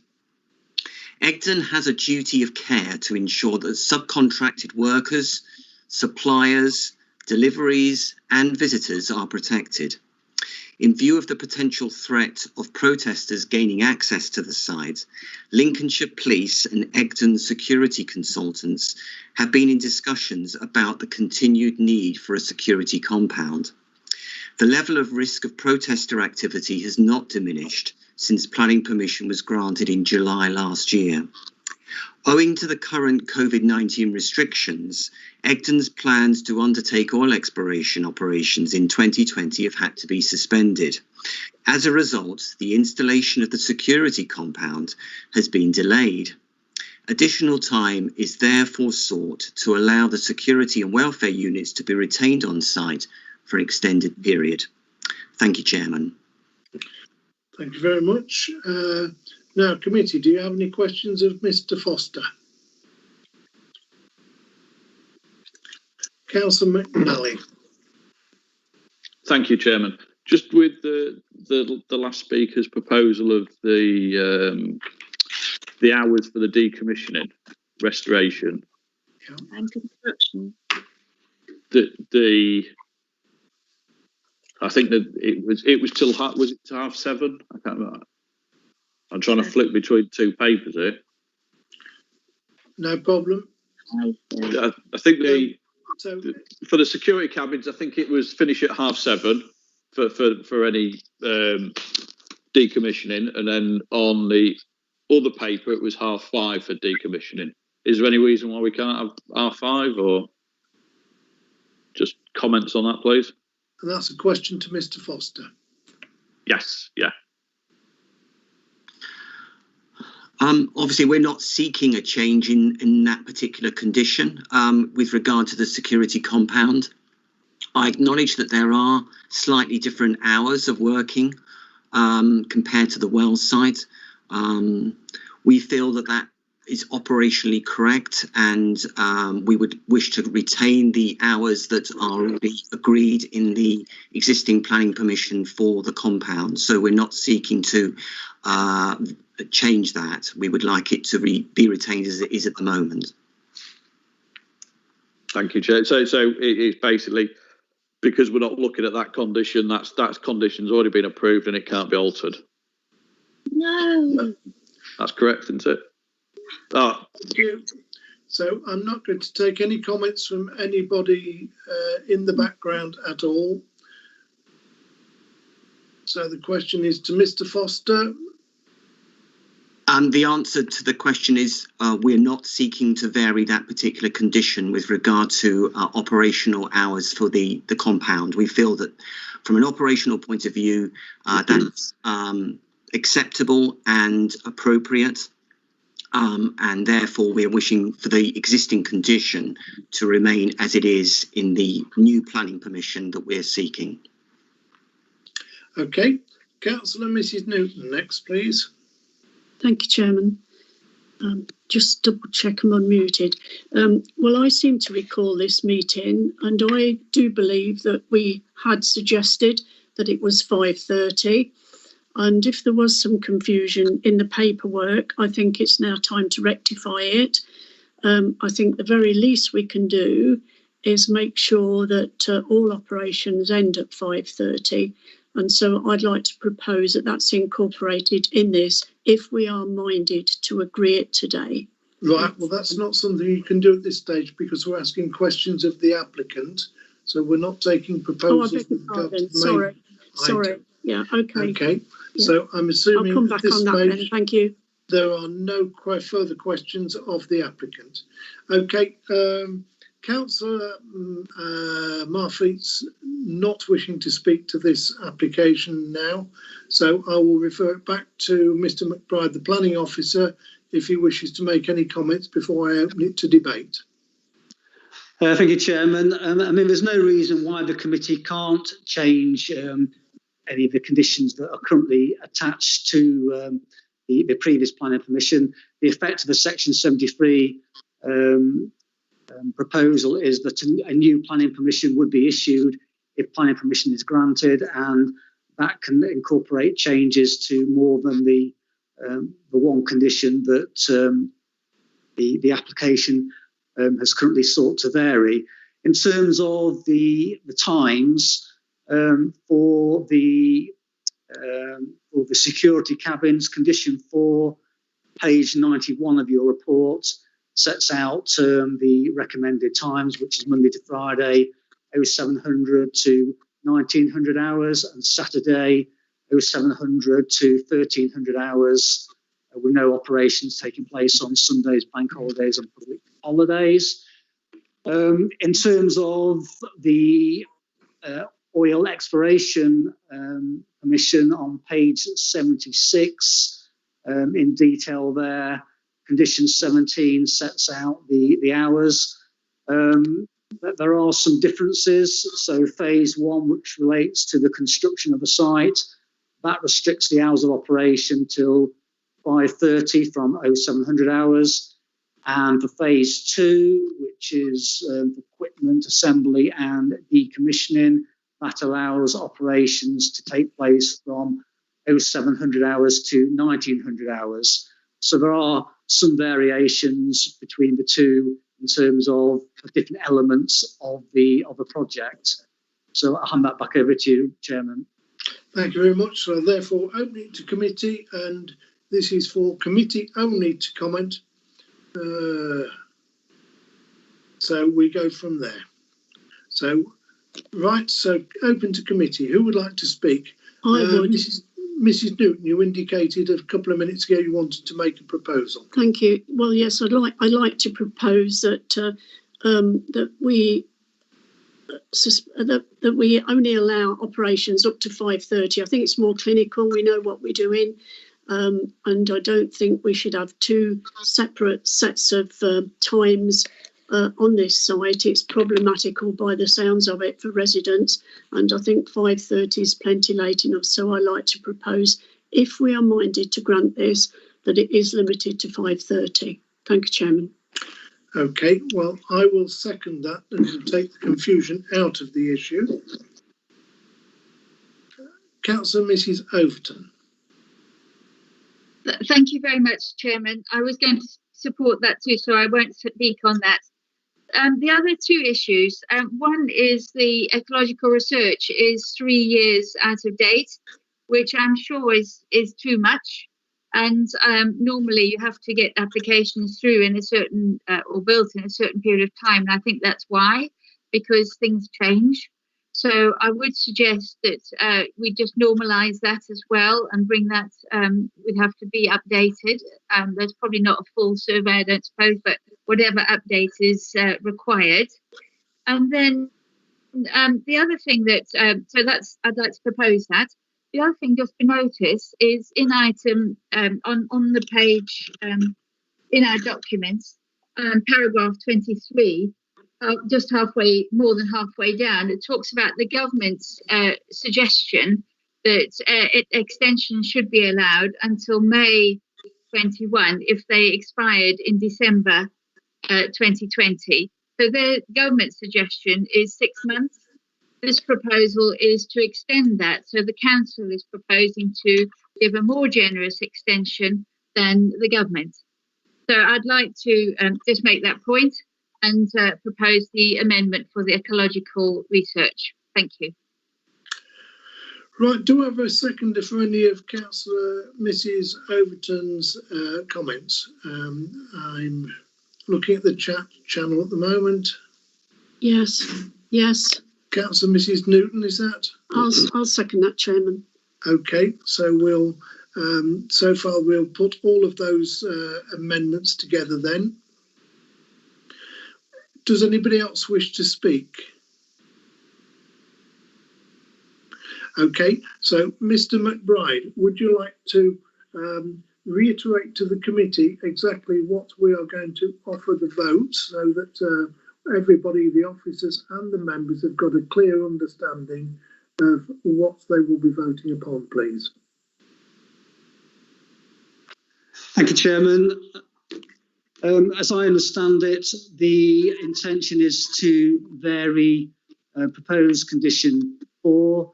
So that would then read Monday to Friday, 0700 hours to 1730 hours, and then the rest of the condition would remain as it currently does. Yep. Okay. Is everybody happy with that? Because I am going to put this to the vote. I see. Councillor Mrs Overton. Sorry, Chairman. I think you said you were going to include the ecological issue as well, just to normalise that as well. So I'm assuming that's included. Thank you. Are you happy with that, Mr McBride? I'm just looking at where that would be captured, because there isn't, as I see it at the moment, a condition that addresses that. Yeah. So that would need to be an additional condition to do that, because at the moment there isn't a condition that picks that up. It was proposed and seconded, Chairman. Mrs Overton proposed it, I seconded it, that we picked up that issue. Yes, and that's the reason why I'm being absolutely clear about exactly what everybody is going to vote for, so that there is no grey area and no questions with regard to where we're going. So if that's the committee's intention, there would need to be an additional condition which requires the applicant to undertake an ecological survey before development commences. So that would need to be on as an additional condition. Right, so we'll put an additional condition in for that, and we'll put the two conditions together. So we've got condition 1, condition 4, and the ecological survey. Is everybody happy with that? Yeah. Committee-wise? Yeah. I am not going to take any communication from anybody external. Right, seeing no dissenters, no officer comment coming in, that is the proposal. So, Councillor Ashton. 4. Recorded vote. Thank you. 4. Councillor Lindsay Corey. 4, Chairman. Thank you. Councillor Mrs Cooper. 4. Thank you. Councillor Fleetwood, I am 4. Councillor Mrs Kelly. It won't work. I've been moved and it won't work. Sorry, you've been moved and it won't work? Yes, so my square has moved and I've done what I normally do and pressed the bottom and it's not working. Right. Do you want to vote, please? Yes. Can you just remind me, because I've been messing around with this trying to get it to work. Right. Well, if you've lost the communication, you therefore haven't been part of the full debate. So therefore, I think it would be safer for you to abstain from voting. Yeah. Okay. Thank you. Thank you. So from there, I'll move to Councillor McNally. 4, Chairman. Thank you. Councillor Mrs Newton. 4, Chairman. Thank you. Councillor Mrs Overton. 4, Chairman. Thank you. Councillor Pepper. 4. Thank you. Councillor Reid. 4, Chairman. Thank you. Councillor Rowe. 4. Thank you. Councillor Skinner. 4, Chairman. Thank you. Councillor Storer.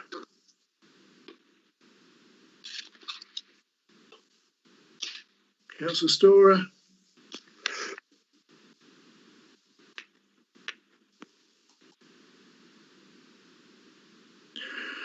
Right, Councillor Storer doesn't appear to be responding. Whether he's lost communication or what, I don't know, but I will take that as a null vote at the moment. It's neither any direction.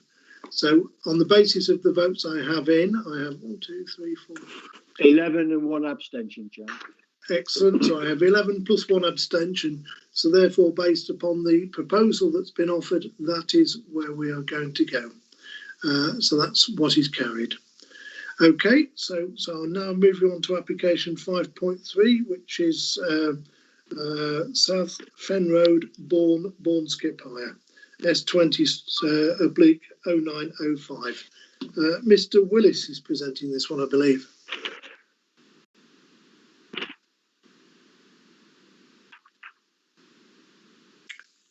So, do we have a microphone?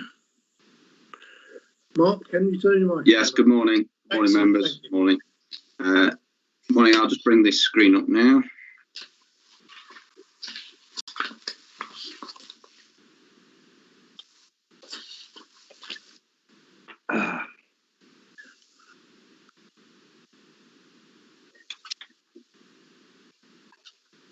A delay on my connection.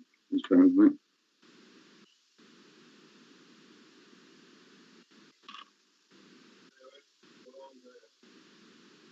We can see you, but yeah. There we go. It's loading now. Okay.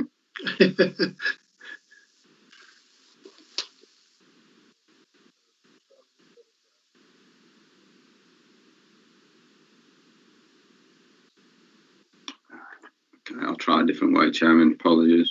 No problem. Technology is wonderful when it works.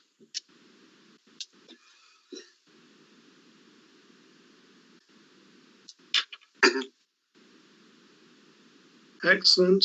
Okay. Yep, but can you put it into slideshow mode, please? It's showing 5.2, Chairman. We need 5.3.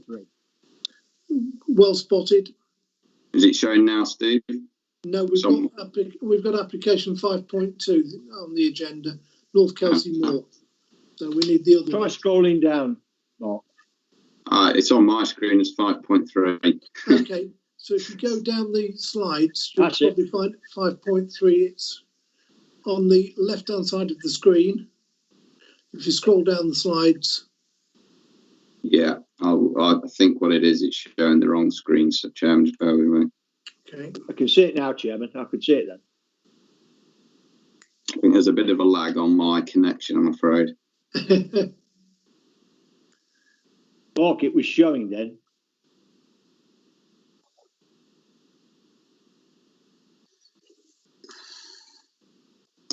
Okay.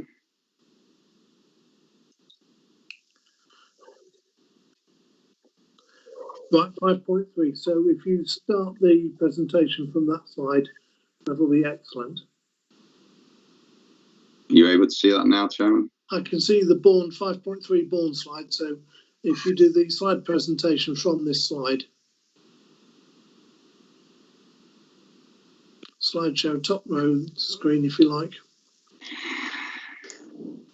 Chairman, if it helps, I mean, I can share the presentation again, and we can see. Yeah, I'll take control, Neil, if you do that, please. Yeah. Okay. Okay. Thank you. No problem.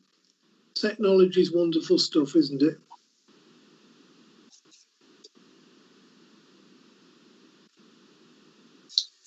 Excellent. So when you're ready, Mark. Okay.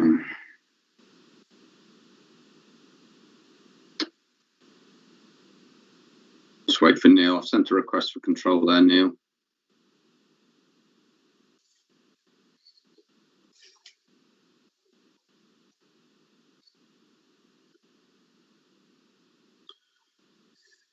Yeah, I've just accepted that, so hopefully that should allow you now.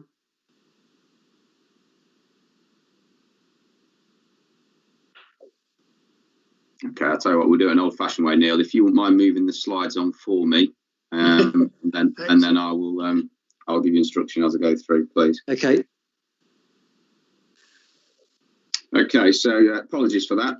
Yeah, so the next application takes us to Bourne for an application by Bourne Skip Hire for the use of land for waste recycling site on land just off South Fen Road. Slide on the screen just to give you some context, gives you an idea of the location of the site. You'll see there the application site outlined in red, about centre in the site. Just some points to note, South End Road runs just to the north of that, in front of the buildings that you'll see to the north of the site, and Tunnel Bank just to the south of the site. If you'll move the slide on, please, Neil.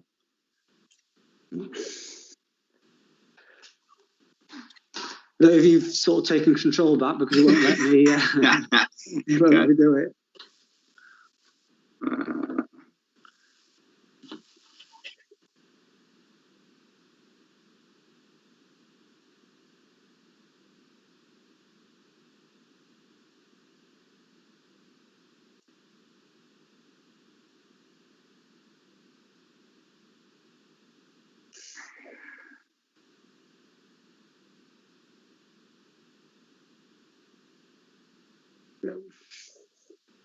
There you go.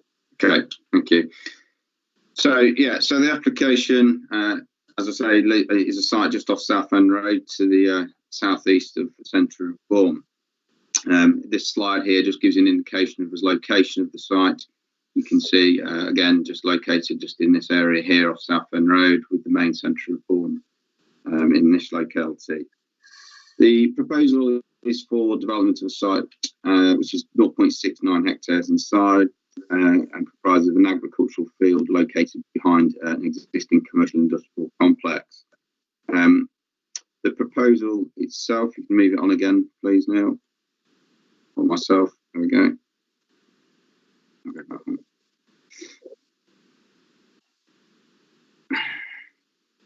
It's going the wrong way now.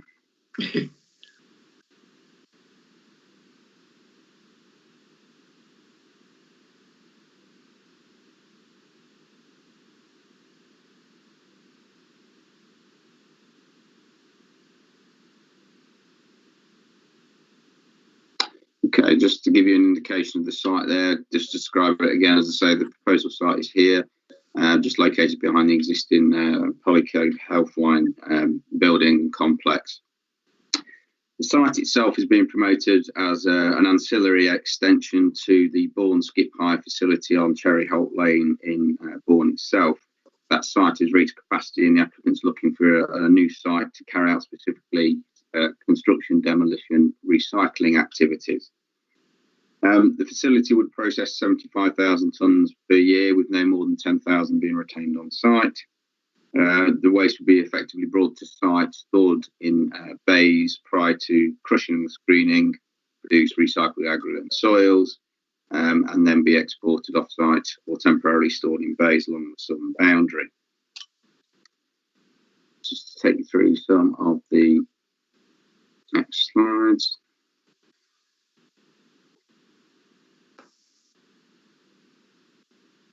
This just gives you again a schematic of the actual site layout. So this just gives the location of the bays north and south, crushing and screening, turning area. Access will be gained via a private road off Southend Road, which currently terminates around this location, provides access into the Polyco building, and so this would be sought to need to be extended.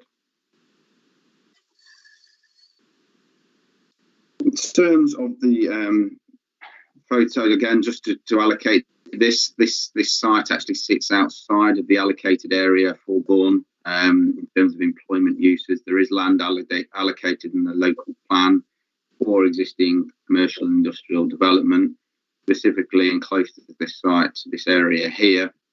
So this is an area that doesn't sit in an allocated site, and so by virtue of policy terms, sits in open countryside.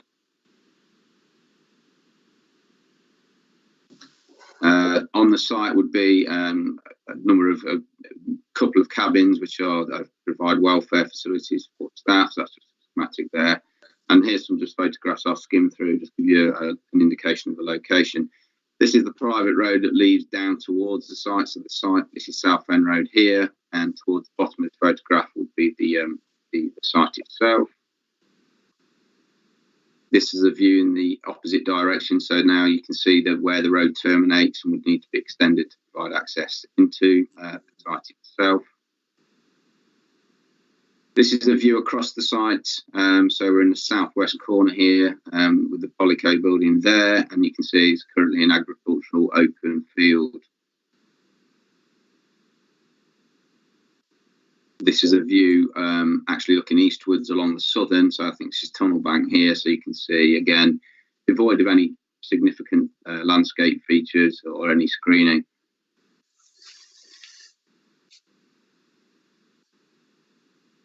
Again, this is just a view along the northern boundary, and you can see it abutting the existing commercial development to the north and similarly to the east. In terms of the report itself, just take you through that. I mean, the policy sections are set out on page 99 to 105, and they really reference the local plan, development plan that's in place and of relevance of this case. Notable policies in particular in this case are policies M1, W3 and W4 of the Minerals and Waste Local Plan, but also the spatial and locational criteria and policies SP1, SP2, SP5, etc. within the South Stephen local plan. In terms of the representations, there's been no overall significant objections to the proposal from the statutory consultees or any objections in principle. Subject to conditions, it's been considered that the development would be acceptable. South Stephen District Council have in their response acknowledged that the site does sit outside of that that's been allocated specifically for this kind of intended use. However, have taken the view that it sits adjacent to an existing commercial premises, and so there's no in principle objection.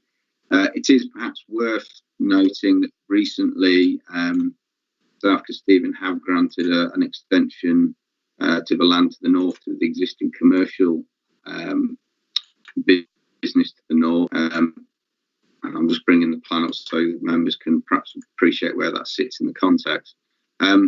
Whilst that's noted, offices that's been considered acceptable on the basis of an expansion of an existing business. It sits within the existing developed footprint of what was the commercial site. So not new development in terms of expanding the lateral footprint of the developed area, but rather land within the existing compound boundary. So this is this area here. Other comments, you'll see in the report that a representation is received from a neighbouring business objecting to the proposal. There's concerns about the proximity of the business, the health and food industries that operate in the locality, concerns about the incompatibility of such uses and the potential impact on air quality and noise. In terms of the main issues, I suppose, and the conclusion of the report, that's set out on page 106, and principally the main issue here is to do with the locational criteria and the spatial approach for siting this type of development.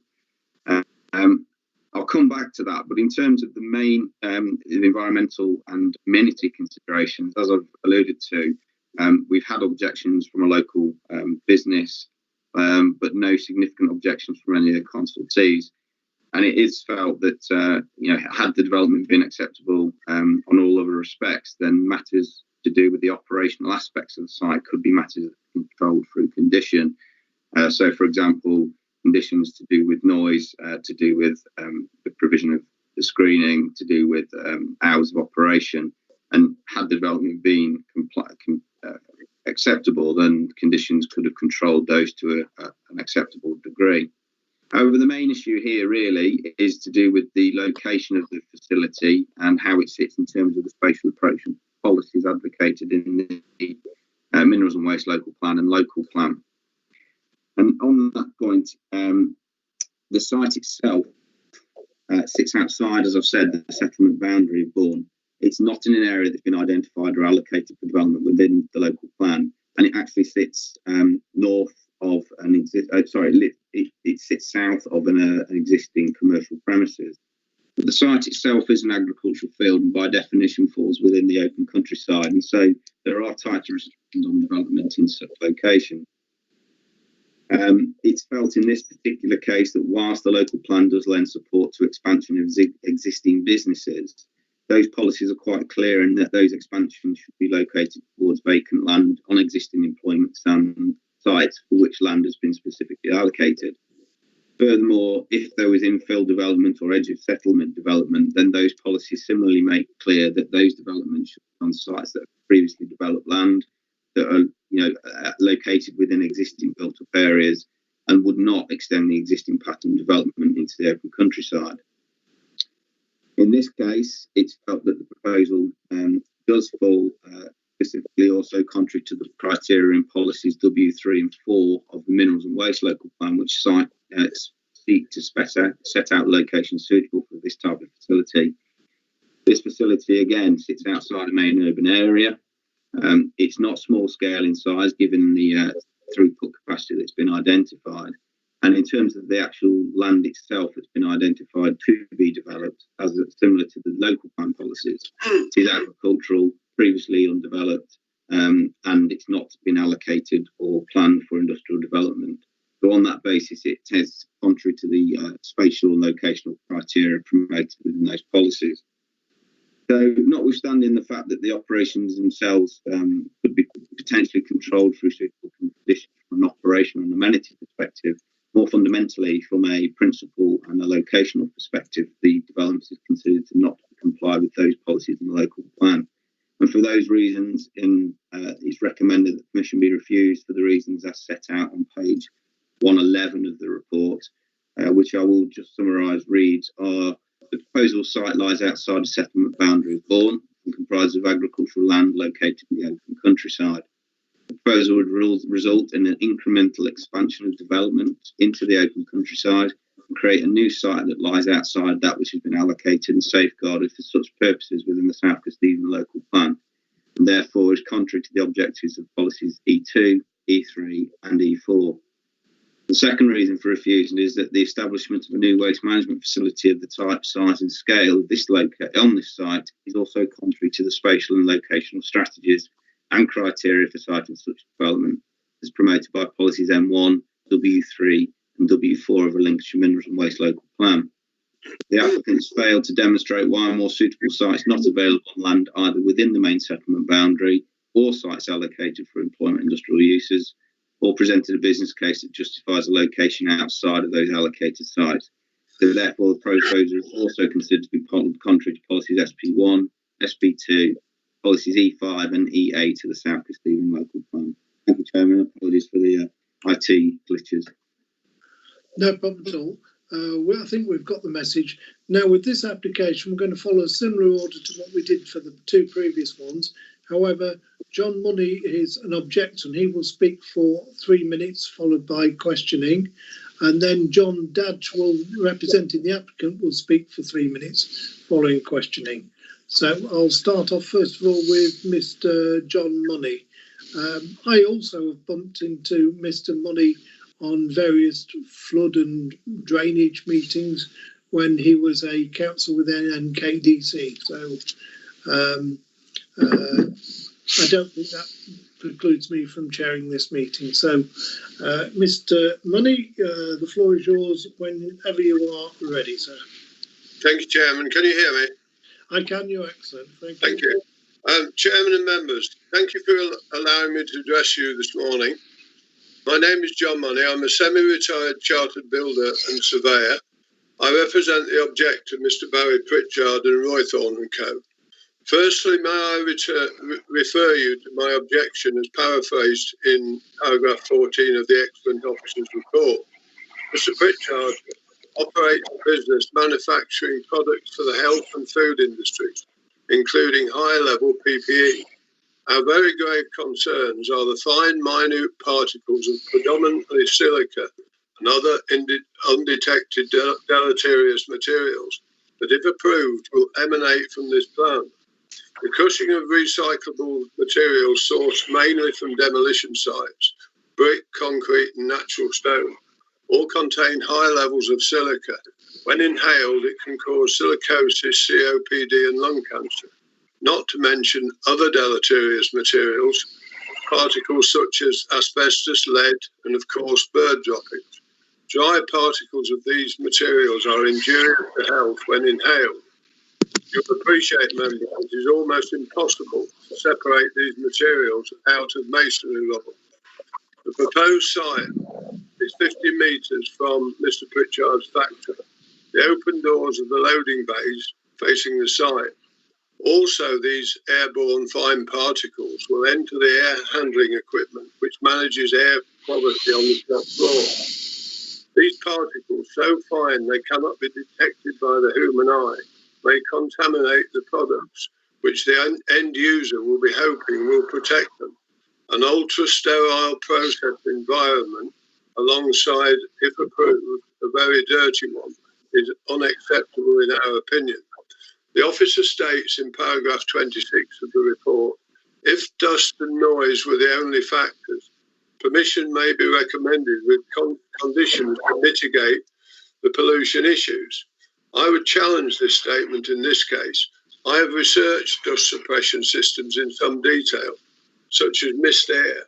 For this system to work effectively, the site would have to be surrounded by a 6 metre high solid fence or barrier. This would also be needed to provide an effective acoustic barrier. Operatives don't like these systems as it's like working in a wet fog, so invariably they are switched off. For these and all other reasons quoted in the officer's report, I would therefore humbly ask members to refuse this application. Thank you. I am more than happy to answer members' questions. Thank you, that's excellent. I make it to about 2:45 for your speech. Are there any questions of Mr. Money? Okay, so I'll now move on to Mr. John Dadge to address the meeting. You have 3 minutes, Mr. Dadge. Thank you very much indeed, Chairman, for the opportunity to address the committee. The application in relation to the potential deleterious impacts, I think it is fairly clear that those could be mitigated by normal working practices. The existing business operates next door to the Johnson Group, which is the former Vaughan Laundry, and there have been no adverse impacts on that building.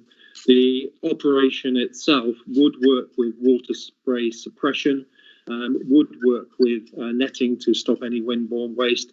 And as the previous speaker has identified, the operation is over 50 metres from the boundary of the application site. I think the particularly interesting thing about the officer's report is the comments, or are the comments from South Kesteven District Council, who have no objections in principle to the proposal.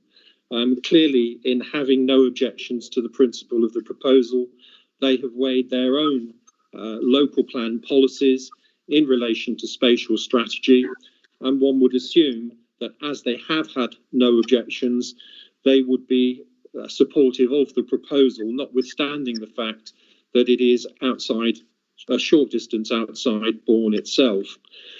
The other important thing to note is that the development to which this sits at the south of is all relatively new development. So in many respects, that development itself is also within the open countryside. And if you were to cast your mind back to the plans that were presented by the council's officer, you'll note that those relatively new buildings do surround the site on 3 sides. What wasn't mentioned is the fact that there is also an existing recycling plant immediately to the west of the application site and the buildings to the north of it. And that site itself has indeed recently been granted approval for further extensions to it. So if you were to look at the plan in the report, you will see that that is identified as a waste recycling depot to the northwest of the application site. This is a company which has grown rapidly. They are in an area of activity which supports the construction industry. We are all very much aware of the needs of sustainability, of 15 recycling. seconds. And we hope that in light of this, members will be minded to support the application with such conditions as they consider appropriate. Thank you very much indeed. Thank you. You are spot on time, sir. Now, committee, do you have any questions of Mr. Dutch? Seeing none, I will therefore refer back to the planning officer. Councillor Mrs. Overton. Sorry, yes, please. That was my fastest typing. A late entry. Thank you. Thank you for your response. I'm interested in what kind of conditions might be required, because I'm not exactly clear on what your process is. You said make soil from waste. I have been around a compost making site, and it did have water filters. You know, it was a very difficult process to keep entirely clear within the environmental regulations required. What are you taking in for this? Sorry, that's a question for me. Yes, thank you. Question for you, Mr. Dudge, yes. Yeah. Well, effectively, I'm not a technical expert in these matters, but I understand that a mist spray water suppression system is used, which effectively dampens any particulate matter that is emitted from the process and means that it settles rather than passing away from the site. Not being a technical expert, I cannot tell you specifically the nature that the condition would take, because I'm sure that environmental health would have an input into that. And of course, there are regulatory controls which are in place which would ensure that there's no migration of any particulate matter from the site as a result of the processes. As far as soil grading is concerned, I think that is simply a system which allows the grading of soil. It's like a large griddle, I believe, that you might use in your own garden, but obviously mechanised and much larger. The concrete crushing is a machine which is readily viewable on site at their other location, and construction materials go in and they're broken up and used for hardcore and other materials usage in new development projects. The machines, or the machine that's used for that, is also quite often used on site, so they're transportable. They can go around to construction sites and deal with demolition on site, but obviously there is a need for permanent locations for these, to which materials can be taken. Okay, thank you very much. Now I'm going to go back to Mr. Willis, the planning officer, to see if he has any comments, and then I'm going to open it to committee, with the first speaker being Councillor Reid with a question to Mr. Willis.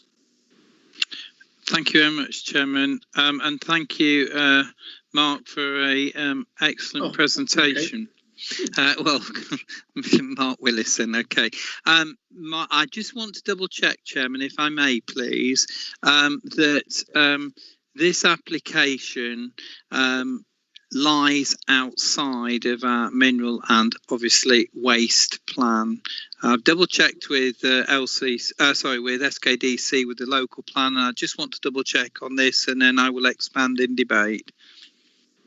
Thank you. So, Mark, do you want to respond to any comments that the speakers have made, and also to Mr. Reid's question, please?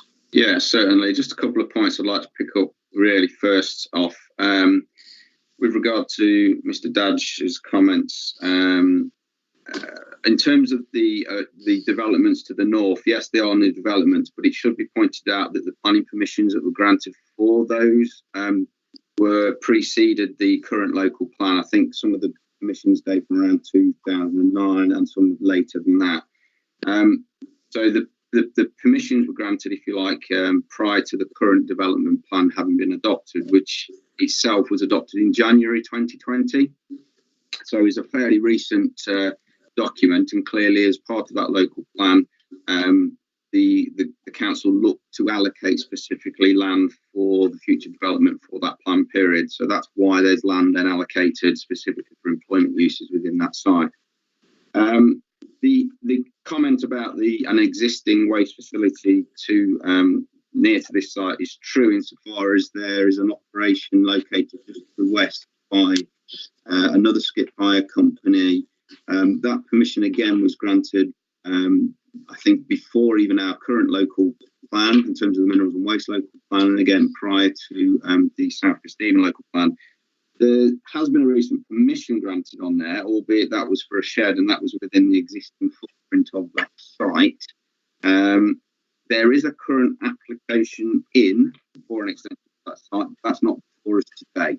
So as it stands, there is an existing site, but there is no extension to that site considered in the latest development plan context. On the question from Councillor Reid, part of the development plan incorporates the Lincolnshire Mineral Waste Local Plan. So we do have to consider this application against the policies contained the set within that document. And as is referenced within the report, that document as well adds specific policies about looking for the siting of waste and minerals development within the county. Principally, the strategy set out in policies 3 and policy fall at W3 and W4. And for the reasons I've already explained, it's felt this site doesn't comply with those policies. So I think that probably answers the question, unless there's anything else. No, I'm quite happy with those comments. So, Councillor McNally, those were the comments, weren't they? So, Councillor Mrs. Overton next, then, please. Thank you very much. I have looked at this closely, and I do appreciate that it's, that there's a sense that you might want to expand into a new recycling site here. But I think I am concerned about the issues raised.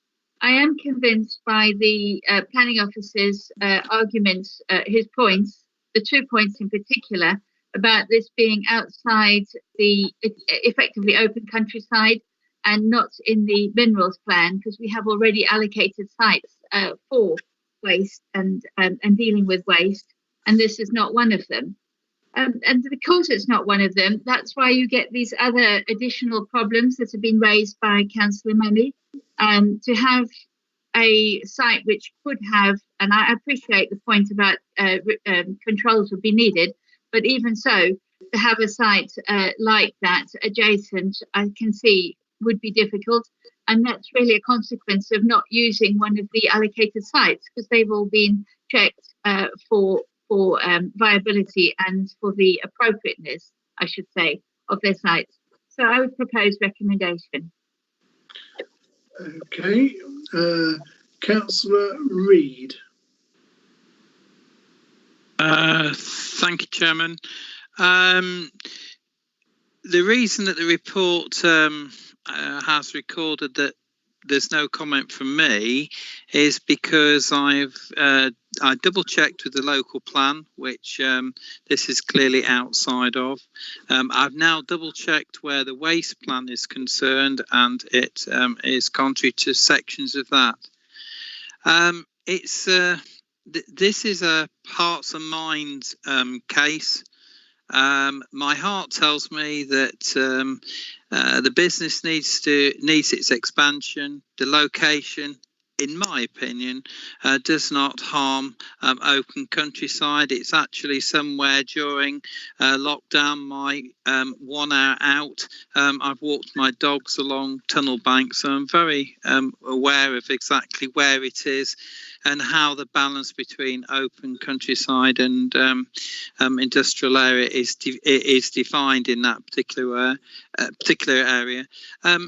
I'd like to support the application, but the application is outside both SKDC local plan and of course our mineral and waste LCC plan. So therefore I could not substantiate a reason for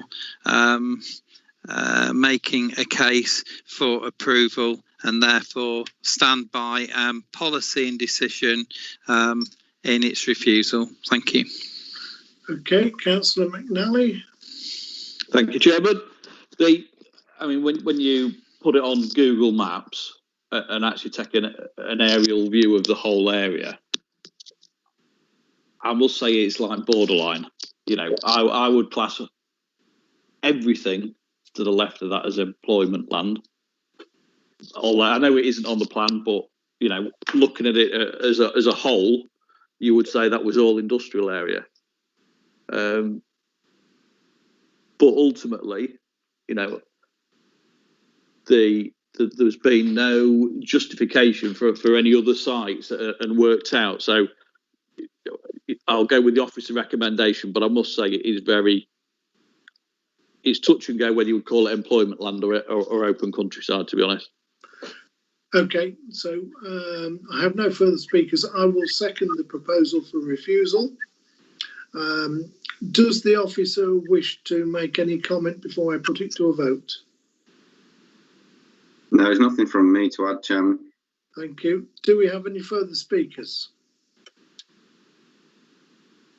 Right, so the proposal is to refuse the application as outlined in the debate and the paper. So, Councillor Ashton. 4.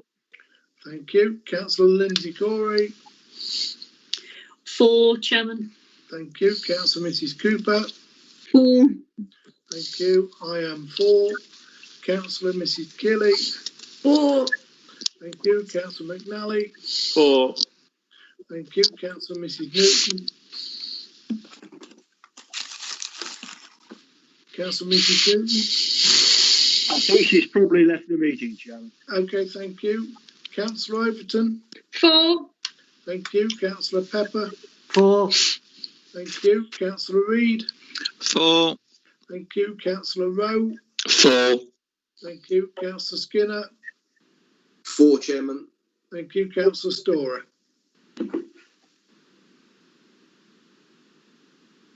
So, I've not left the meeting. Sorry, I just couldn't unmute. I've stayed Councillor to Miss- hear the end of it before. so you're 4. You've heard the full debate, though. I've been here all the time. Yes, sorry, I stayed here. I stayed you. You're here, for. but I must leave now after the vote. Okay, thank you. Councillor Storer. That's Okay. unanimous, Chairman. I believe that's unanimous in the people that have voted. So, okay, so that one is therefore refused. Okay, seeing no further business, I'd like to thank everyone for sticking with the meeting. It's been fairly long, 2 hours and 2¼ hours. Well, I'd normally break it 2 hours, but we started this one. I hope you all have an excellent day, and who knows, sometime in the future we may meet again in the council chamber. But thank you all for your efforts and your contributions, and I wish you an enjoyable day. Thank you, Chairman.